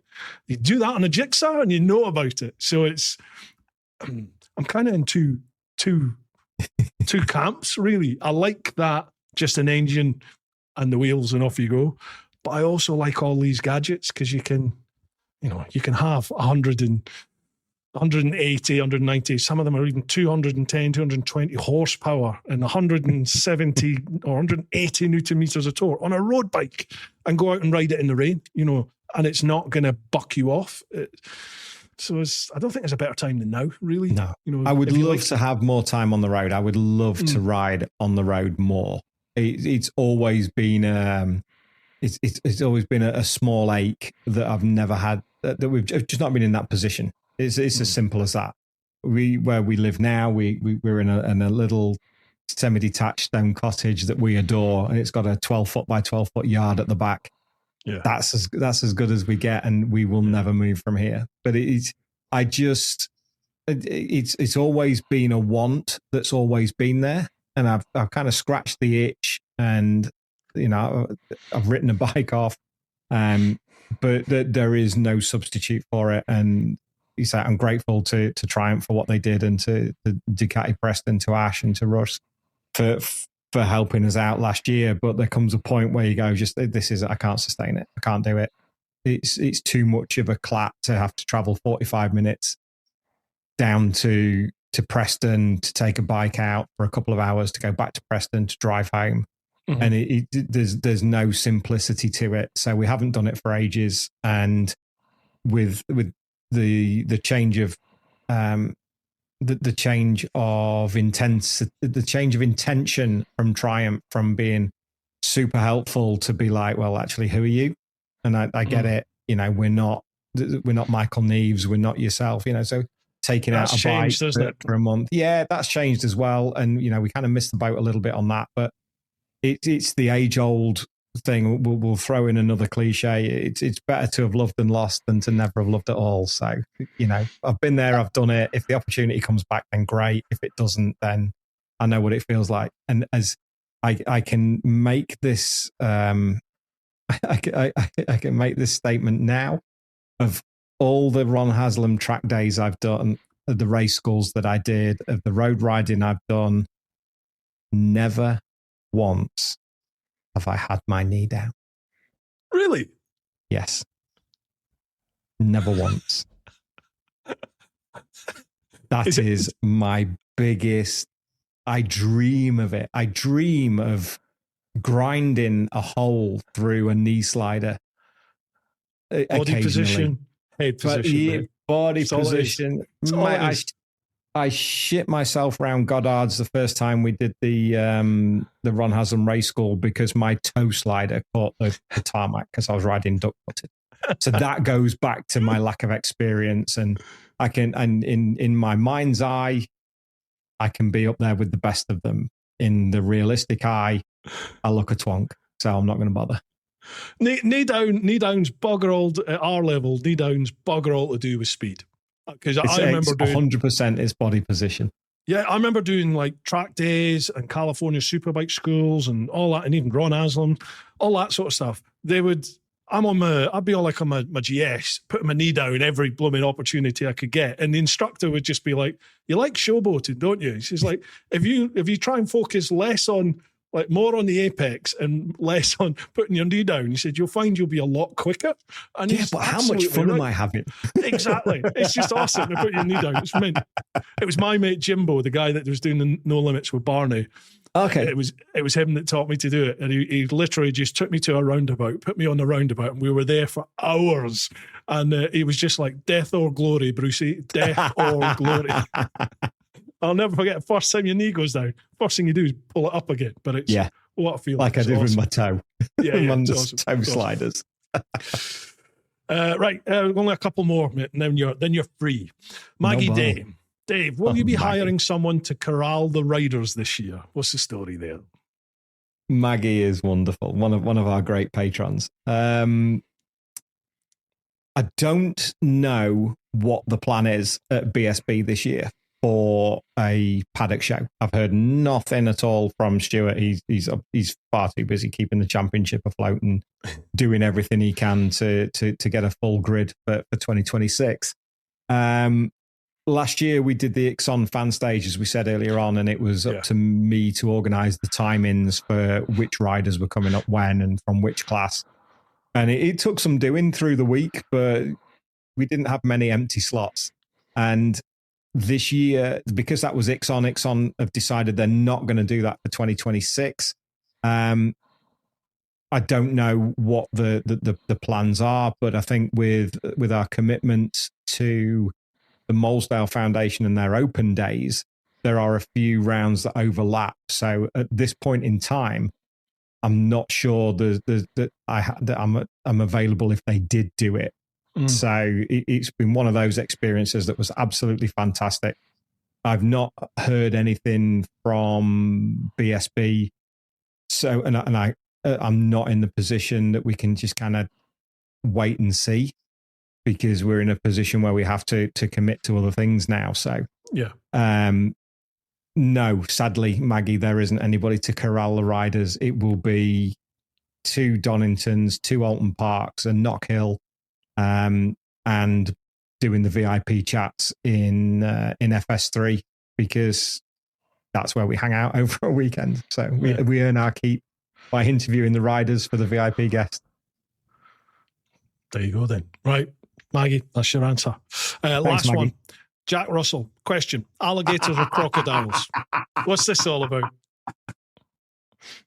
Jack Russell, he works in pit lane at BSB and on the start finish straight, and he's one of the MSVR officials, right. And a fantastic fella, along with the rest of the marshals and medics and everybody else that make BSB what it is. He knows that I have an innate fear of crocodiles and alligators. Completely unfounded. Living next to the River Trent for the best part of 40 years, I never saw one. But nature programs, when the prehistoric, smug, beady-eyed cretins that they just sit below the water with that little turned up grin and no.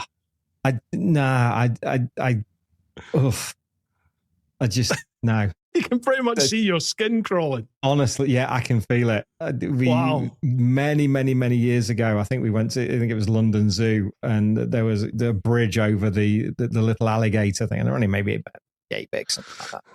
And you're like, not a chance. Am I going over that? I'll go round. That's my biggest fear. I'll pick up and I'll get rid of spiders out of the bathroom. Snakes don't really bother me.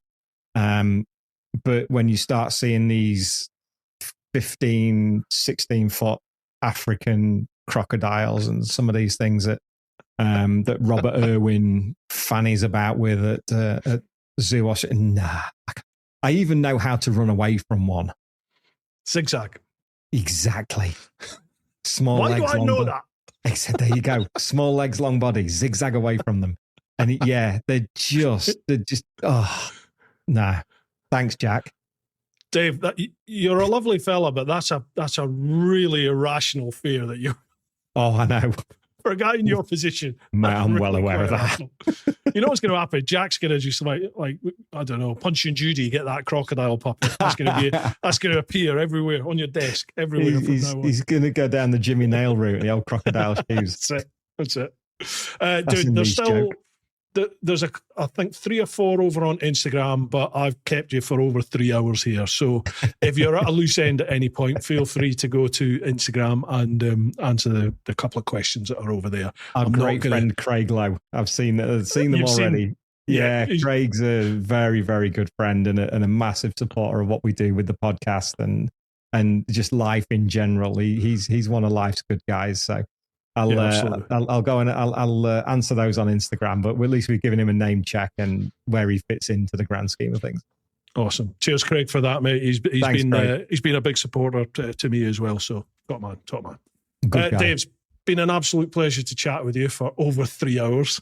That's fantastic. Is there anything we've not covered or any shout outs you want to give? Feel free. Platform's yours. No, I think a massive thank you for you for having me on. It's a pleasure and a privilege with some of the great guests you've had on.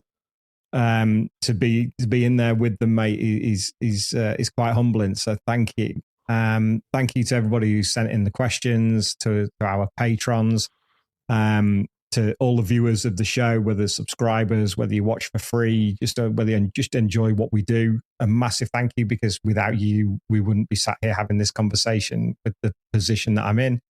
And a huge thank you to the patience and the love of the lady next door, because she allows me to do this, and I have her full support in everything that I do. And in this day and age, that's priceless. We've made some amazing friends through racing. We will continue to make friends through racing. Some lifelong friends. A lot of them are in the comments that we had on Facebook and Instagram. And, that's something that we are truly grateful for in this weird world that we live in. Keep living the dream, keep chasing your dreams. Just be nice. That's all you need to be. Just be nice. Perfect way to end it. Folks, hope you've enjoyed this one. Dave's been an absolute pleasure. Folks, Bruce, thank you so much. My pleasure, mate. If you've not checked out the Off Track podcast, folks, there'll be links down below, so make sure you give that a like, a follow. And if you've enjoyed this episode, make sure you share it, you like it, all the usual jazz, and let people know about it.